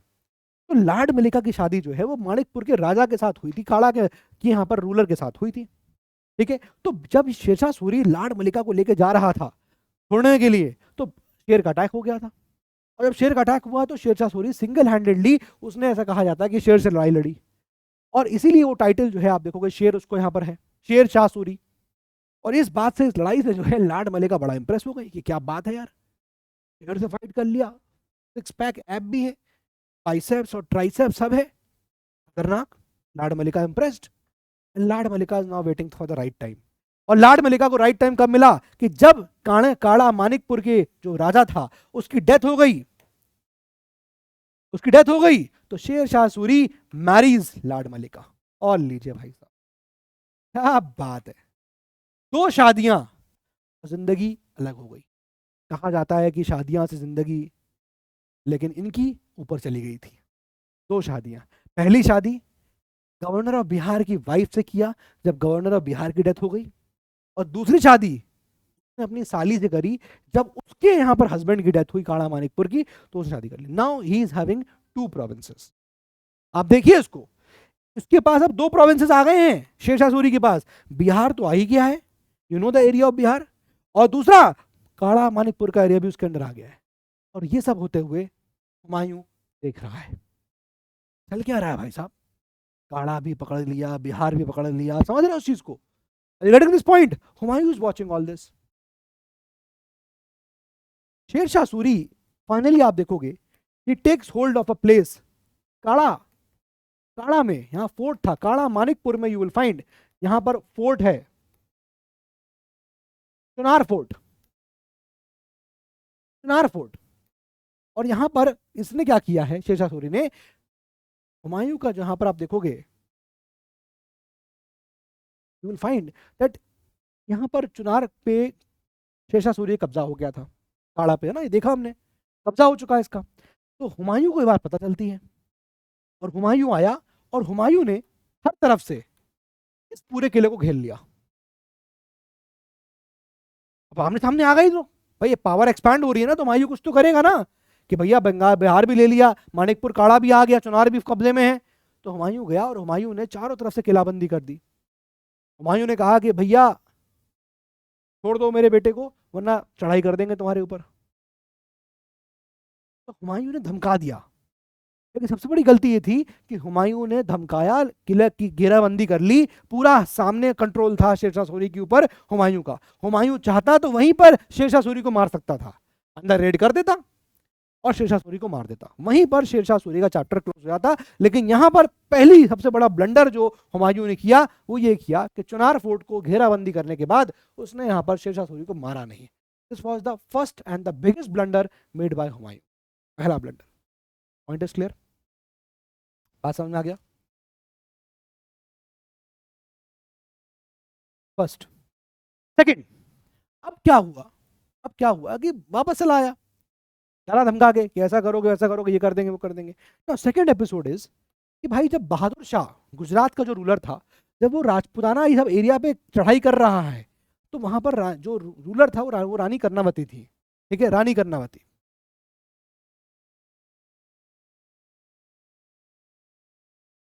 ठीक है, what is the scenario, scenario is this, scenario is this, यहां पर आप देखोगे बहादुर शाह, बहादुर शाह गुजरात का रूलर है और यहां पर you will find Rani Karnavati is here, Rani Karnavati. तो पॉइंट इज दिस कि जब बहादुर शाह ने चढ़ाई करी रानी कर्णावती पे, तो ऐसा कहा जाता है, अगेन देयर आर थ्योरीज और एनसीईआरटी कहता है दिस माइट बी एग्जैजरेटेड कि रानी कर्णावती ने अपने आप को बचाने के लिए हुमायूं को चिट्ठी लिखी कि आइए भैया हमको बचाइए, और क्या राखी भेजी, ऐसा थ्योरी कही जाती है, which is considered not true. इसको कहा जाता है कि सही नहीं है, इसको कहा जाता है कि सही नहीं है, ठीक है, ये आपका एनसीईआरटी में। तो कहानी ये कहती है कि भाई रानी कर्णावती ने राखी भेजी हुमायूं को कि भाई हमको बचा लीजिए, एंड देन हुमायूं बचाने आ गए एंड ऑल दीस थिंग्स। ये राखी वाला एपिसोड तो डेफिनेटली गलत है, ऐसा किताब भी कहती है, ऐसा एग्जैजरेटेड लगता है, लेकिन हाँ बहादुर शाह का चढ़ाई हो रहा था, ये बात अपनी जगह सही थी।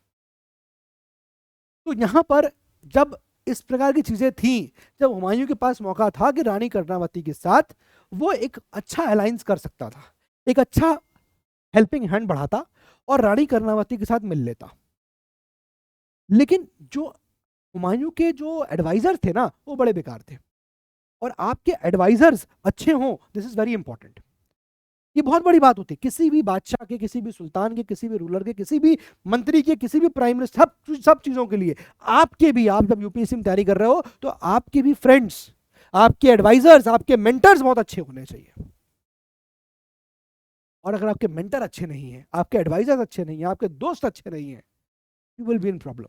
हुमायूं को अकल यही दी गई कि भाई तुम कैसी बातें कर रहे हो, तुम रानी कर्णावती को बताने जाओगे, वो हिंदू है तुम मुसलमान हो, how can you do this, तुम नहीं कर सकते ऐसा। हुमायूं उसकी मदद करने नहीं गया। This was the second blunder of Humayun.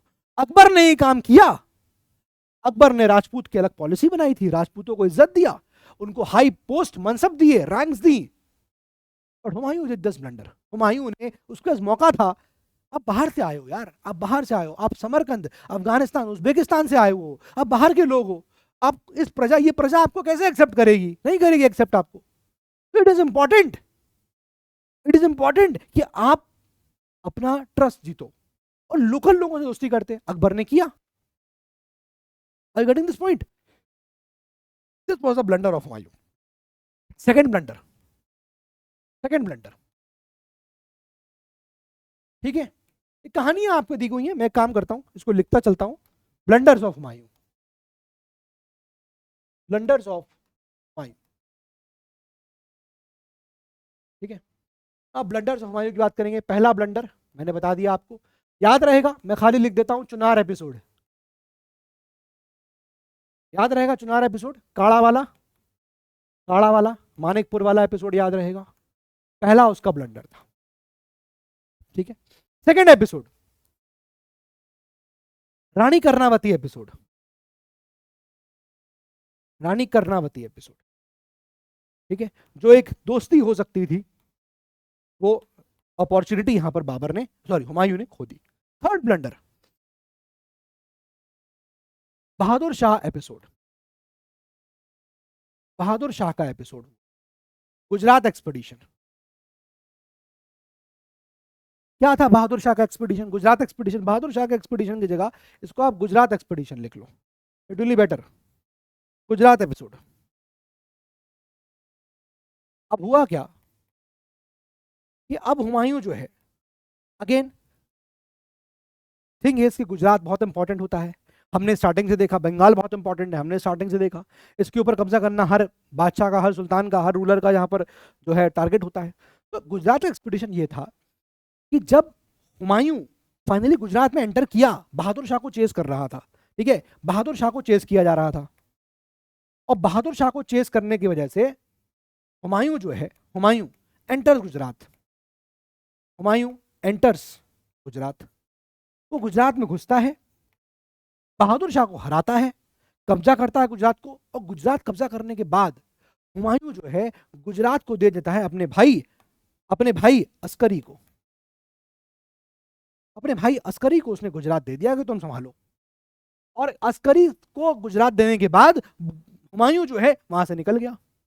Humayun वापस दिल्ली पहुंचा था, उससे पहले खबर ये आई कि भैया गुजरात हाथ से निकल गया है। तो हुमायूं ने कहा अरे ठीक है, भाई ने कहा कि भैया वो निकल गया है गुजरात हाथ से, फिर से अटैक हो गया, फिर से वहां पर तख्ता पलट हो गया है। तो हुमायूं ने अपने भाई को कहा कि don't wait, don't worry, I am here, chill करो, बहुत हम वहां से बहुत कुछ लूट उट के लेके आए हैं, बहुत बहुत मेरे पास वॉर बूटीज हैं, हम बहुत चीजें लूट के लेके आए हैं, डोंट वरी, हम फिर कभी देखेंगे, जाने दो।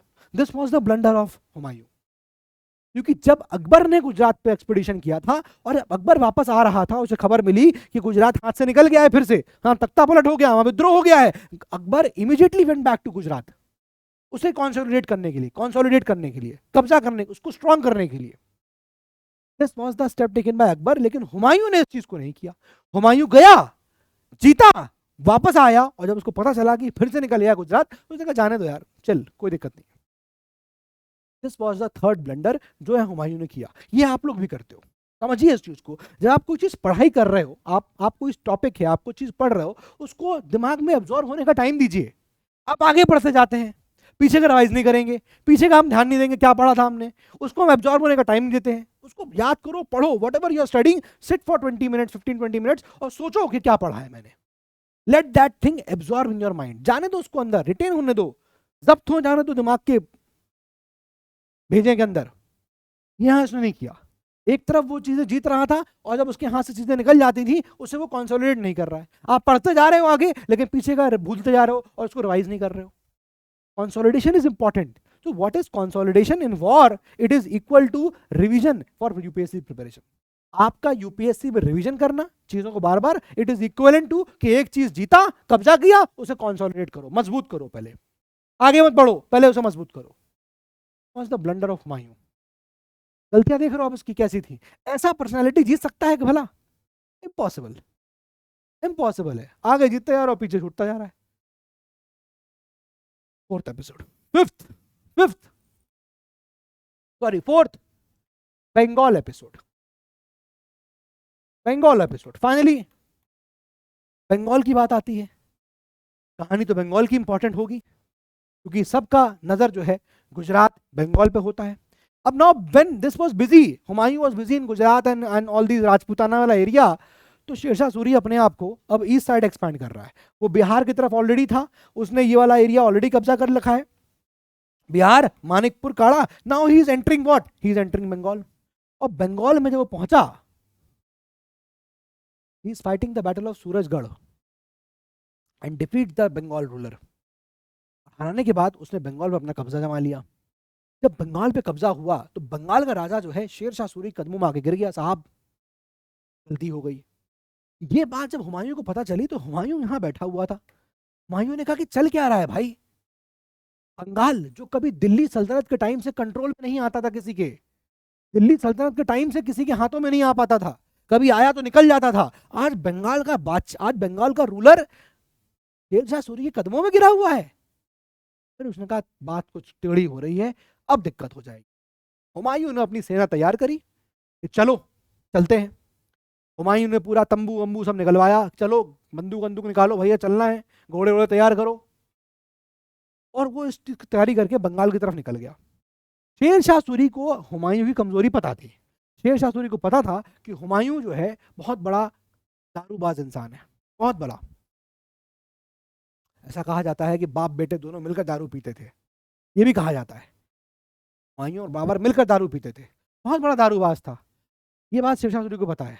बहुत बड़ा अफीम सूंघ लिया, उसके बाद फिर मन मस्त मगन बस तेरा नाम गाए।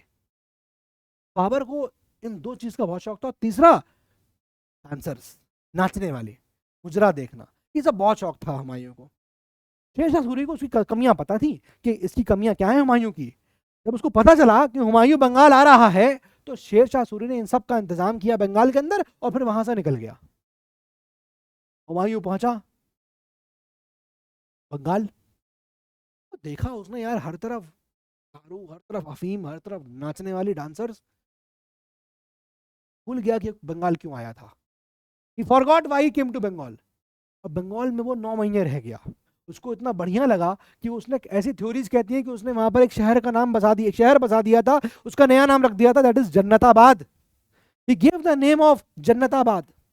इतना जन्नत मिला उसको वहां पर कि भैया ये तो भाई जन्नत है यहाँ पूरी, जन्नताबाद। और कुछ क्लाइमेटिक यहाँ पर हिस्टोरियंस भी, क्लाइमेटिक हिस्टोरियंस, वो कहते हैं कि वहां पर एक शहर और दोजकबाद, दोजकबाद। स्टोरीज हैं, अगेन देखो आई एम सेइंग ये स्टोरीज हैं, ये कहानियां हैं, किस्से हैं, ये सारे, ठीक है। इस तरह की चीजें यहाँ पर देखने को मिली। जब अब उसके भाई लोग खत लिख रहे हैं कि भैया वापस आओ बंगाल से, हुमायूं कह रहे हैं नो, वन मोर, वापस ही नहीं आ रहा। तो फिर उनके हिंदल जो भाई, उसका भाई था हिंदल ने खत लिखा। हिंदल ने कहा ठीक है नहीं आओगे, उन्होंने कहा नहीं आएंगे। हिंदल ने कहा नाउ आई एम द बादशाह ऑफ हिंदुस्तान। जब ये बात हुमायूं को पता चली कि भाई बाहरी भाई बगावत कर रहा है तो हुमायूं फिर वापस इमीडिएटली भागा बंगाल से। और जब आप बंगाल से वापस जाओगे तो बिहार पड़ेगा रास्ते में। समझ में आया आपको? What is the fourth mistake? Bengal episode. गए और भूल गए क्यों आए थे। बंगाल एपिसोड क्लियर हो जाएगा, याद रहेगा। पांचवा, fifth and the biggest, Chausa episode. Chausa episode, ये एपिसोड के नाम से आपको किताबों में मिलेगा नहीं, मैं बता रहा हूं आपको। चौसा एपिसोड याद कर लो तो ऐसा। What is the Chausa episode?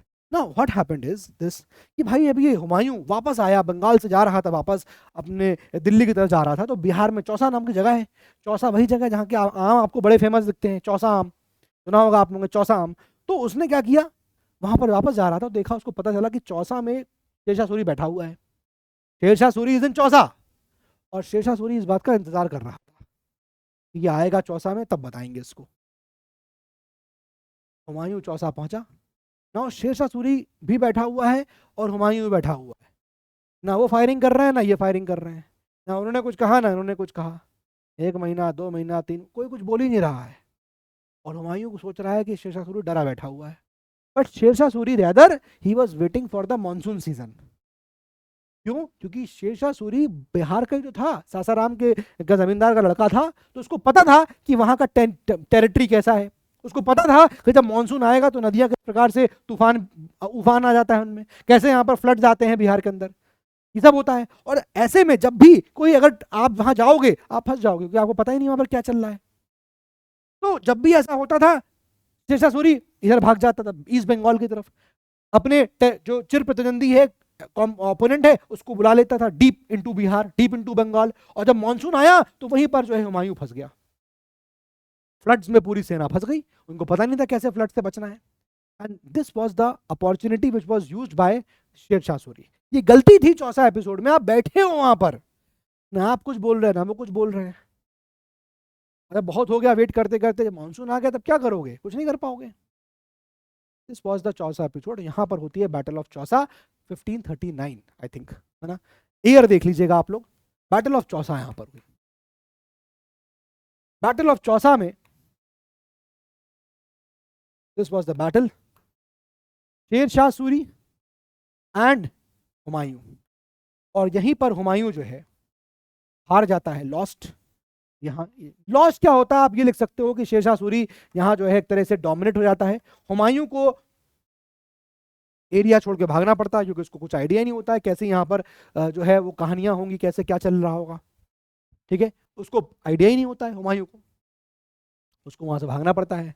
भागा, वो पहुंचता है कहां पर, वो निकला वहां से, ठीक है। And he reaches somewhere around Kannauj, Kannauj पहुंचता है ना। हुमायूं जो है बेसिकली नदी वदी में कूद जाता है। नदी में कूदने के बाद यू विल फाइंड कि वहां से किसी एनी हाउ से अपने आप को बचा के एनी हाउ कन्नौज तक पहुंचता है। भाइयों को अपने खत लिख रहा है कि आओ आओ आओ, बचाओ बचाओ बचाओ, लेकिन कोई भाई यहाँ पर जो है उसको हेल्प करने नहीं आया। फाइनली कन्नौज में लड़ाई होती है ना। जब कोई भाई नहीं आता तो जो सेना बची थी उसके पास बैटल ऑफ कन्नौज हुई। इसी को यहाँ पर बैटल ऑफ बिलग्राम भी कहा जाता है। It is also called battle of Bilgram, it is also called as battle of Bilgram, ये भी कहा जाता है। बात समझ में आ रही है आप लोगों को। इस लड़ाई में भी फाइनली हुमायूं जो है वो हार जाता है, ठीक है। इन दिस लड़ाई also Humayun finally is defeated. और यहां से हुमायूं जो है बाहर निकल जाता है and he goes to Iran. वो यहां से ईरान पहुंच जाता है। इनफैक्ट बीच में एक एपिसोड भी होता है कि जब वो वहां से भागता है, बेलग्राम से भी भागेगा, तो आप देखोगे कि वो शरण लेता है जाके राणा वीरसाल के पास। अब अमरकोट, अमरकोट के राणा वीरसाल होते हैं, उनके पास जाके शरण लेता है। तो वहां पर आप देखोगे कि in that area you will find कि वहां पर जो एक लड़की मिलती है उसको, हुमायूं को, उस लड़की का नाम होता है हमीदा बानो। उस लड़की का नाम है हमीदा बानो, ठीक है, हमीदा बानो। हुमायूं देखो अब आप हारा हुआ है, पिटा हुआ है, लात खाए हुए है, घूंसे खाया हुआ है, आँख काली पड़ी हुई है, हड्डियां टूटी हुई हैं, है ना, लंगड़ा लूला सब हो चुका है। लेकिन जब उसको हमीदा बानो दिखती है, कहता है भैया कौन है ये लड़की। मैंने कहा भाई साहब आपके जो भाई है ना उनके गुरु की बेटी है ये हमीदा। हुमायूं ने कहा कि मेरा रिश्ता भेज दीजिए, शादी करूंगा मैं इनसे, मुझे इनसे प्यार हो गया है। मैंने कहा भाई साहब कैसी बात कर रहे हो, अब तो आप बादशाह भी नहीं हो, अरे तो तुम हिंदुस्तान के बादशाह थे तो तुमसे कोई शादी कर देगा, अपनी हालत देख रहे हो, तुम हो ही नहीं बादशाह। उस जगह नहीं हम करेंगे शादी। 40 दिन तक हमीदा बानो मना करती रही, नहीं करेंगे शादी, नहीं करेंगे। अल्टीमेटली फिर जिद पे आके शादी करी गई। हमीदा बानो तो शादी हुई हुमायूं की। फिर राणा वीरसाल ने कहा कि देखो ऐसा है, पता चल गया होगा हुमायूं शेरशाह सूरी को कि तुम यहाँ पर हो, शादी हो गई है, पता चल जाएगा, वो अटैक करेगा, तुम यहाँ से निकल जाओ उससे पहले। And then he leaves and he goes to Iran. Humayun का चैप्टर यहाँ पर क्लोज हो जाता है। हमीदा बानो वही है जो फिर अकबर को जन्म देगी आगे जाके, ठीक है ना। यहीं पर अकबर को, ये फिर आगे चल के अकबर को, नेक्स्ट इज अकबर ओनली जो हम पढ़ेंगे, अकबर को यहाँ पर ये जन्म देगी। बात समझ में आ रहा है, ठीक है। अब इस बीच में हुमायूं जो है, सॉरी शेरशाह जो है, वो अपने पर फैलाना शुरू करता है। शेर शाह सूरी ही स्टार्ट टू एक्सपैंड 1540 टू 1545। बहुत सारे काम ये करेगा, बहुत सारे लैंड रेवेन्यू पॉलिसी के लिए अपने जाना गया ये, है ना, ये अपनी लैंड रेवेन्यू पॉलिसी के लिए जाना गया, ठीक है। ये अपने एडमिनिस्ट्रेशन के लिए जाना गया, अपने एडमिनिस्ट्रेशन के लिए जाना गया। लेकिन बड़ी बात ये है कि जब ये एक लड़ाई लड़ रहा था, battle of Kalinjar, battle of Kalinjar लड़ रहा था, I think 1545 battle of Kalinjar लड़ रहा था। एक तोप में गोला लगा रहा था, गोला, तोप में गोला लगा रहा था। तो जो गोला है वो उसके हाथ में फट जाता है। शेरशाह सूरी को एडमिट कराया गया फोर्टिस अस्पताल में, मेदांता में ले गए कि भाई साहब देखो, लेकिन उसको वहां पर भी चैन नहीं आ रहा है। क्यों? कि वो उसको ये दिल घबरा रहा है कि कलिंजा की लड़ाई में हुआ क्या, हम जीते या हारे। और जैसे ही उसको मैसेज मिल गया कि कलिंजा की लड़ाई आप जीत गए हो, तो शेरशाह सूरी को सुकून मिल गया और उसके बाद फिर उसने दम तोड़ दिया and then he dies. This was the end of Sher Shah Suri also. वापस इसके बाद जो शेरशाह सूरी के सक्सेसर्स होते हैं वो बड़े ही यहाँ पर वीक सक्सेसर्स होते हैं, ठीक है। एंड फाइनली आप देखोगे 1555 में वापस हुमायूं की एंट्री होती है, हुमायूं कमबैक करता है, हुमायूं का कमबैक हो गया है ना। आप लोगों का कमबैक कब होगा? हुमायूं कमबैक तो भाई हो गया है। हुमायूं कमबैक करता है, now he is fighting the battle of Machhiwara 1555। He is fighting the battle of Machhiwara.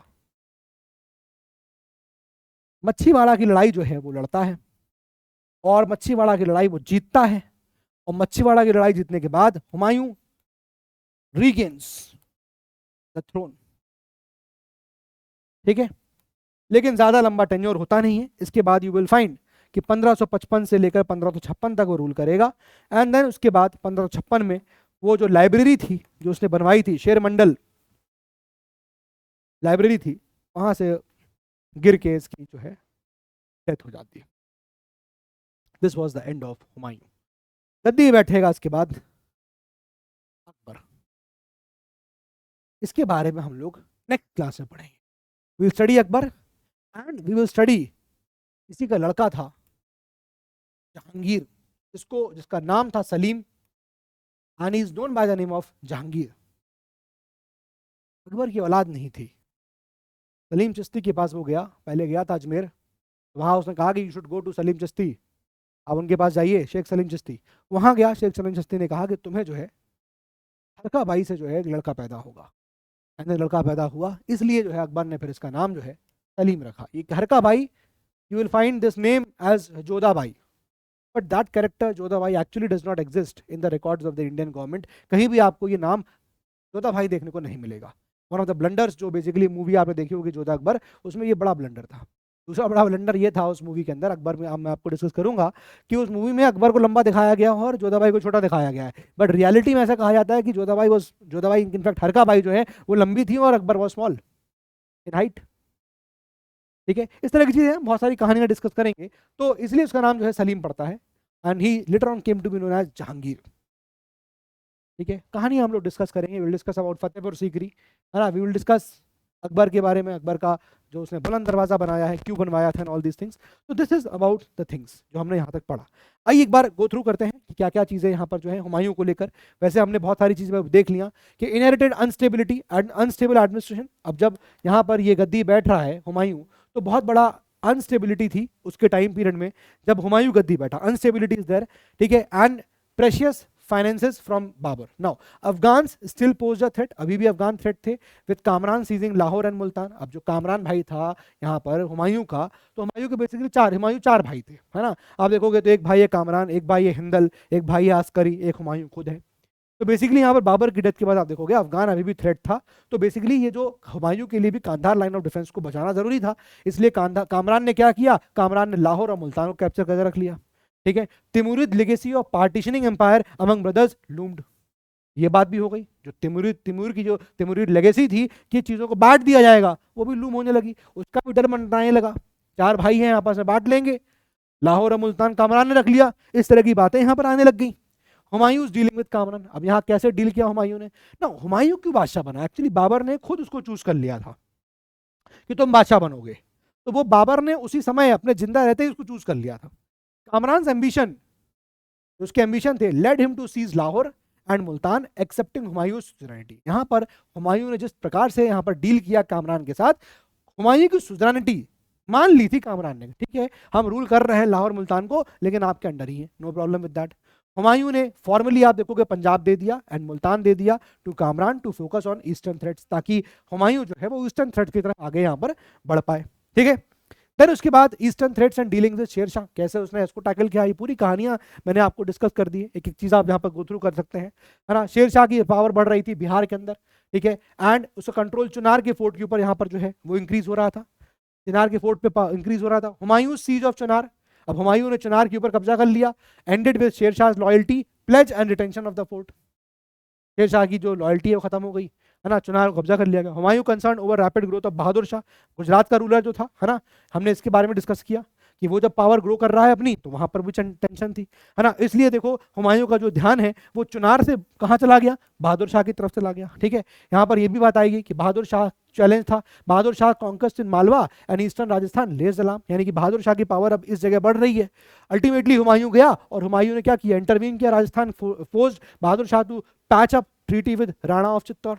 बहादुर शाह जो चित्तौड़ के राणा के साथ यहाँ पर मिल बैठे, ठीक है। Humayun inactivity in building of Dinpanah, यहाँ पर ये चीज हुआ। Acquisition of inactivity due to opium, अब ये बताया मैंने आपको कि हुमायूं को अफीम का बहुत बड़ा शौक था, बहुत बड़ा अफीमबाज था, बहुत बड़ा दारूबाज था, बहुत दारू पीता, सुबह शाम मॉर्निंग की कुल्ली करता दारू से, सोता हुए तो कुल्ली करे, सोता दारू से, अफीम का बहुत शौकीन है, सूंघ लिया उसके बाद फिर खत्म। तो एक्विजिशन ऑफ इनएक्टिविटी, ये इनएक्टिविटी का आरोप लगता था हुमायूं पे कि भाई ये आदमी बहुत इनएक्टिव रहता है, क्यों, क्योंकि हमेशा अफीम सूंघ के ये पड़ा रहता है। And time spent on building Dinpanah refuted, इसने इतना टाइम लगा दिया दिनपना पे, सारा वक्त वहीं गुजार देता था। दिनपना मतलब मेंट टू इंप्रेस फ्रेंड्स, अपने दोस्तों खुश करने के लिए। Forts serve as second capital and deter Bahadur Shah threats to Agra. वो इतना ज्यादा वहां पर उसके लिए वो हो गया कि भैया हमें अपने दोस्तों को दिखाना है और मैडमों को इंप्रेस करना है, ऑल दीज थिंग्स। पूरा हुमायूं ने दिनपना को समय दिया, and this was the inactivity जो हुमायूं उससे फेस कर रहा था, ठीक है। Humayun's invasion of Malwa and Gujarat, इस पे उसने इन्वेड किया। अल्टीमेटली आप देखो कि अब बहुत घुसने की जरूरत नहीं है कि मांडू एंड देन चंपानेर, ये हुमायूं मिल गए, फिर एक एक करके सारे नामों को, शहरों के नाम दिए, need not to go into that detail. Outcome of Gujarat campaign क्या था, समझ में आ गया हमको, है ना। गुजरात पे कैंपेन, ये आप समझ सकते हो, राजपूत स्टेट है यहाँ पर, है ना, ये पूरा गुजरात का, ये पंजाब वाला एरिया। तो ये कैप्चर करने का मतलब क्या था, कंट्रोल कर लिया, बहुत बड़ी बात थी। आपका जो ये कंधार लाइन ऑफ डिफेंस है, ये पूरा आपके हाथ में आ रहा है, यहाँ से भी कोई एंटर नहीं कर सकता। बट गलती क्या थी, अस्करी को दिया और अस्करी भाई साहब छोड़ के आ गए उसको, ठीक है ना, ये बात यहाँ पर हो गई। शेर खान एंड हुमायूंस कॉन्फ्लिक्ट, अब ये मैंने आपको कहानी बताया किस प्रकार से इसका शेरशाह सूरी का ये टाइटल आता है। तो strengthen his position during Humayun's Malwa campaign, जब हुमायूं ने मालवा कैंपेन किया तब becoming master of Bihar, Bihar का मास्टर बन गया। देखा मैंने कहानी बताई। गार्डनर सपोर्ट फ्रॉम अफगान्स, अब शेरशाह सूरी को अफगान से सपोर्ट मिला, अफगान था। And received subsidies from Bahadur Shah, Bahadur Shah से उसको हेल्प मिलती रही। मेंटेन अ लार्ज आर्मी, अब शेरशाह सूरी की आर्मी बहुत तगड़ी थी, 1200 हाथी थे उसके अंदर, ठीक है, ये सब बातें थी। हुमायूं सीज ऑफ चुनार, कैसे उसने चुनार पे कब्जा कर लिया, है ना, रोहतास पे कब्जा कर लिया, ये भी हमने डिस्कस किया। शेर शाह के कैसे मैनिपुलेशंस हुए, out manoeuvred Humayun by invading Bengal and compelling its king to pay indemnity. Sher Shah Suri ने बंगाल के ऊपर हमला किया, बैटल ऑफ सूरजगढ़ बताया मैंने आपको, बैटल बताई मैंने आपको, बैटल ऑफ सूरजगढ़, ठीक है ना, battle of Surajgarh. Offered Humayun surrendered of Bihar and tribute in return for Bengal, but Humayun rejected.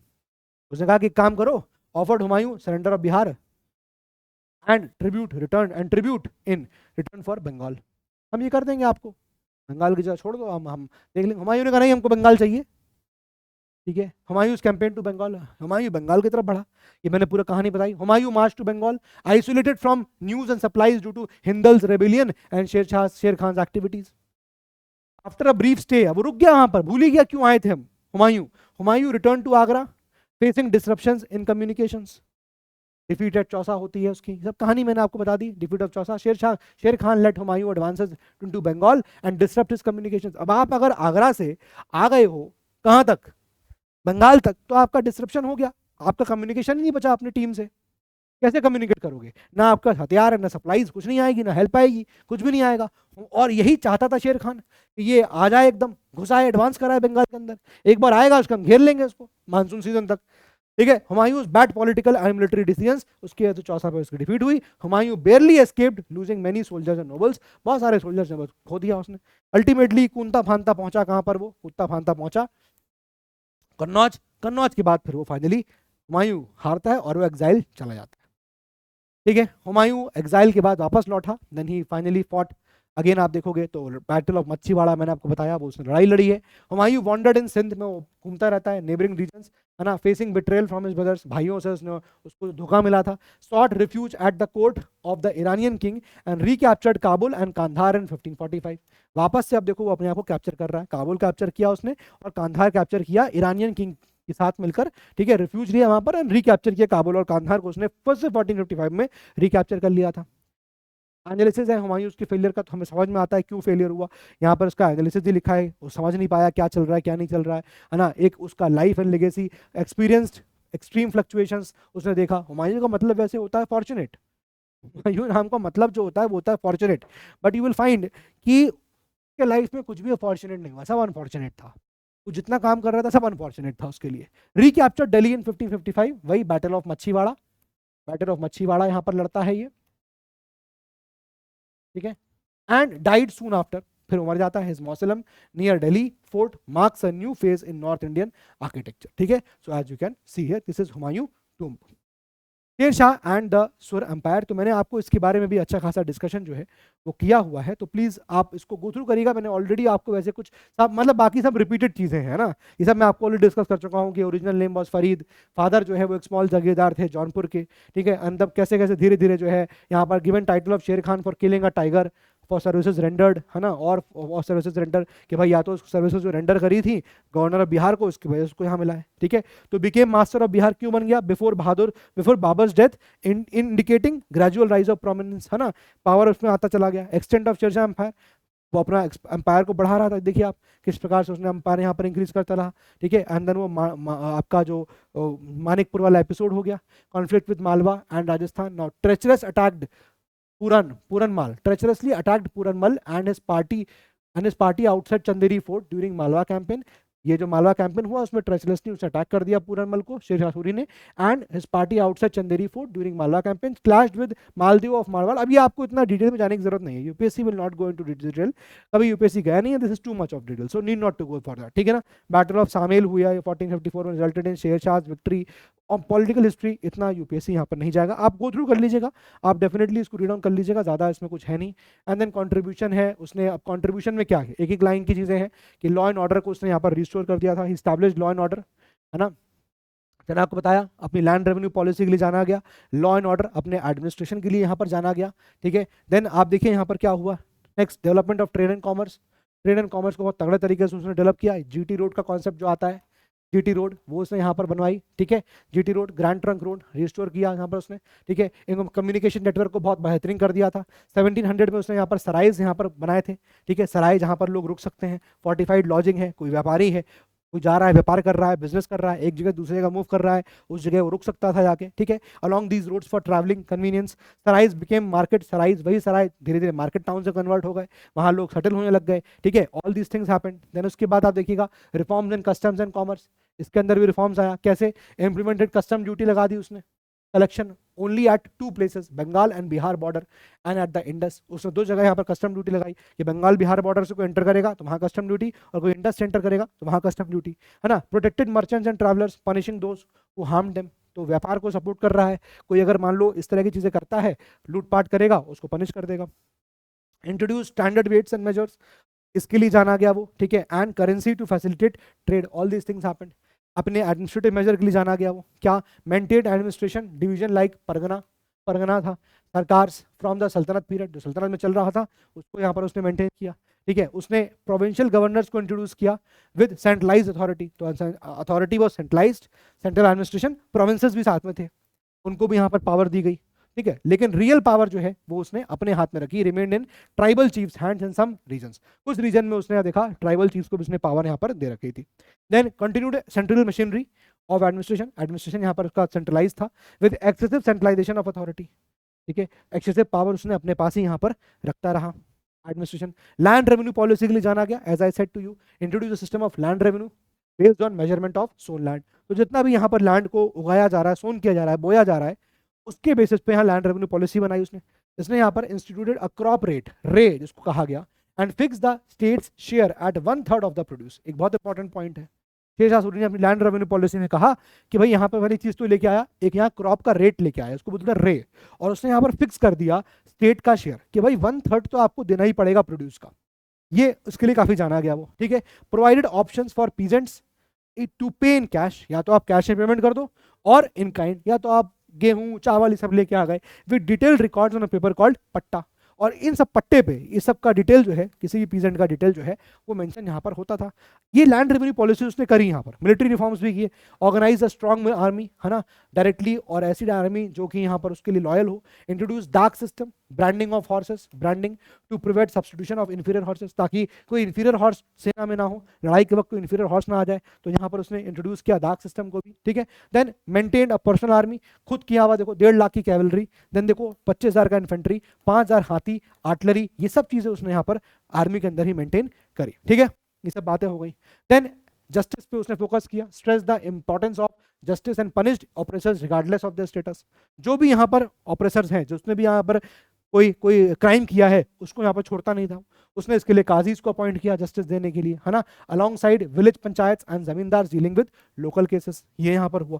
ठीक है, देन उसके बाद बिल्डिंग आर्किटेक्चर में इसका काफी योगदान था। जैसे आप देखो, कंस्ट्रक्टेड नोटेबल बिल्डिंग्स इंक्लूडिंग उसका जो टूम है सासाराम में, ठीक है, टूम सासाराम में, एंड ओल्ड फोर्ट पुराना किला जो कि आपका दिल्ली में मिलेगा आपको, ठीक है, वो उसने कंस्ट्रक्ट किया। Patronise leader learned man fostering, कौन कौन आपको यहाँ पर मिलेगा, लाइक पद्मावत ऑफ मलिक मोहम्मद जैसी, इसके वर्क्स को यहाँ पैटर्नाइज किया गया। मलिक मोहम्मद जैसी ने वो पद्मावत लिखी थी, कहानी मैंने आपको ऑलरेडी डिस्कस करी हुई है। ठीक है, religious and social policies, not a religious bye God, ये बात ध्यान रखिएगा, he was not a religious bye God, demonstrated by social and economic policies. तो इससे पता चलता है कि रिलीजियस बाय गॉड तो नहीं था, ये हार्डकोर आप देखो मुसलमान है तो ऐसा नहीं था, religious bye god. Continued to collect jizya, जजिया कलेक्ट कर रहा था फ्रॉम हिंदूज, ये चल रहा था। And appointed nobility, nobilities appoint करता था प्रीडोमिनेटली फ्रॉम अफगान्स, अफगान के ही नोबिलिटीज यहाँ पर होते थे। Maintaining Afghan influence in the area, अपने अपने जो स्टेट में अफगान का इन्फ्लुएंस मेंटेन करके रखता था, उनको यहाँ पर ये शेरशाह सूरी जो है अपॉइंट करता था। Legacy and influence, establish the sound system of administration, मैंने बता दिया आपको, राइट, एक शॉर्ट टेन्योर था 5 साल का, लेकिन उसमें जो एडमिनिस्ट्रेशन बनाया बड़ा ही जबरदस्त था। आर्किटेक्चरल अचीवमेंट बड़े जबरदस्त थे उसके। State under Sur remained an Afghan institution, जब सुर डायनेस्टी रूल करी तो अफगान इंस्टीट्यूशन था based on race and tribe. ठीक है, और fundamental changes occurring later on, जब अकबर का रूल आया तब कुछ फंडामेंटल चेंजेस हमको देखने को यहाँ पर मिलते हैं। ठीक है, so this is with the chapter and this was the entire thing जो हमने यहाँ पर बाबर, हुमायूं और शेरशाह सूरी के बारे में देखा। In the next class we will start with Akbar and we will study the entire thing of Akbar, Akbar की हम रिलीजियस पॉलिसीज, अकबर की राजपूत पॉलिसी, सब चीज़ों को डिस्कस करेंगे डिटेल में। और साथ ही साथ और हम लोग उसके बाद जहांगीर को भी शुरू करेंगे, जहाँ पर हम लोग नूरजहां और इन सब की जो जो जो यहाँ पर मैं कह सकता हूँ इन्फ्लुएंस था उसको भी हम लोग देखेंगे, ताकि हम लोग इन दो अपने नेक्स्ट लेक्चर में, एक में भी लंबा लेक्चर हो सकता है, ठीक है, जिसमें हम लोग अकबर को फुल्ली कवर करने के बाद नूरजहां को भी यहाँ पर डिस्कस करने की कोशिश करेंगे, यानी जहांगीर को डिस्कस करने की कोशिश यहाँ पर करेंगे। ठीक है, वेरी इंटरेस्टिंग कहानी अगली वाली भी होगी, होपफुली आपको मजा आएगा। तो उम्मीद है आपको आज का लेक्चर समझ में आ गया होगा, कहानी आपको समझ में आ गई होंगी। तो इसी के साथ हम लोग अपने लेक्चर को एंड करते हैं। That's all for today from my side. पढ़ाई करिए, मेहनत करिए। जय हिंद एंड जय भारत दोस्तों।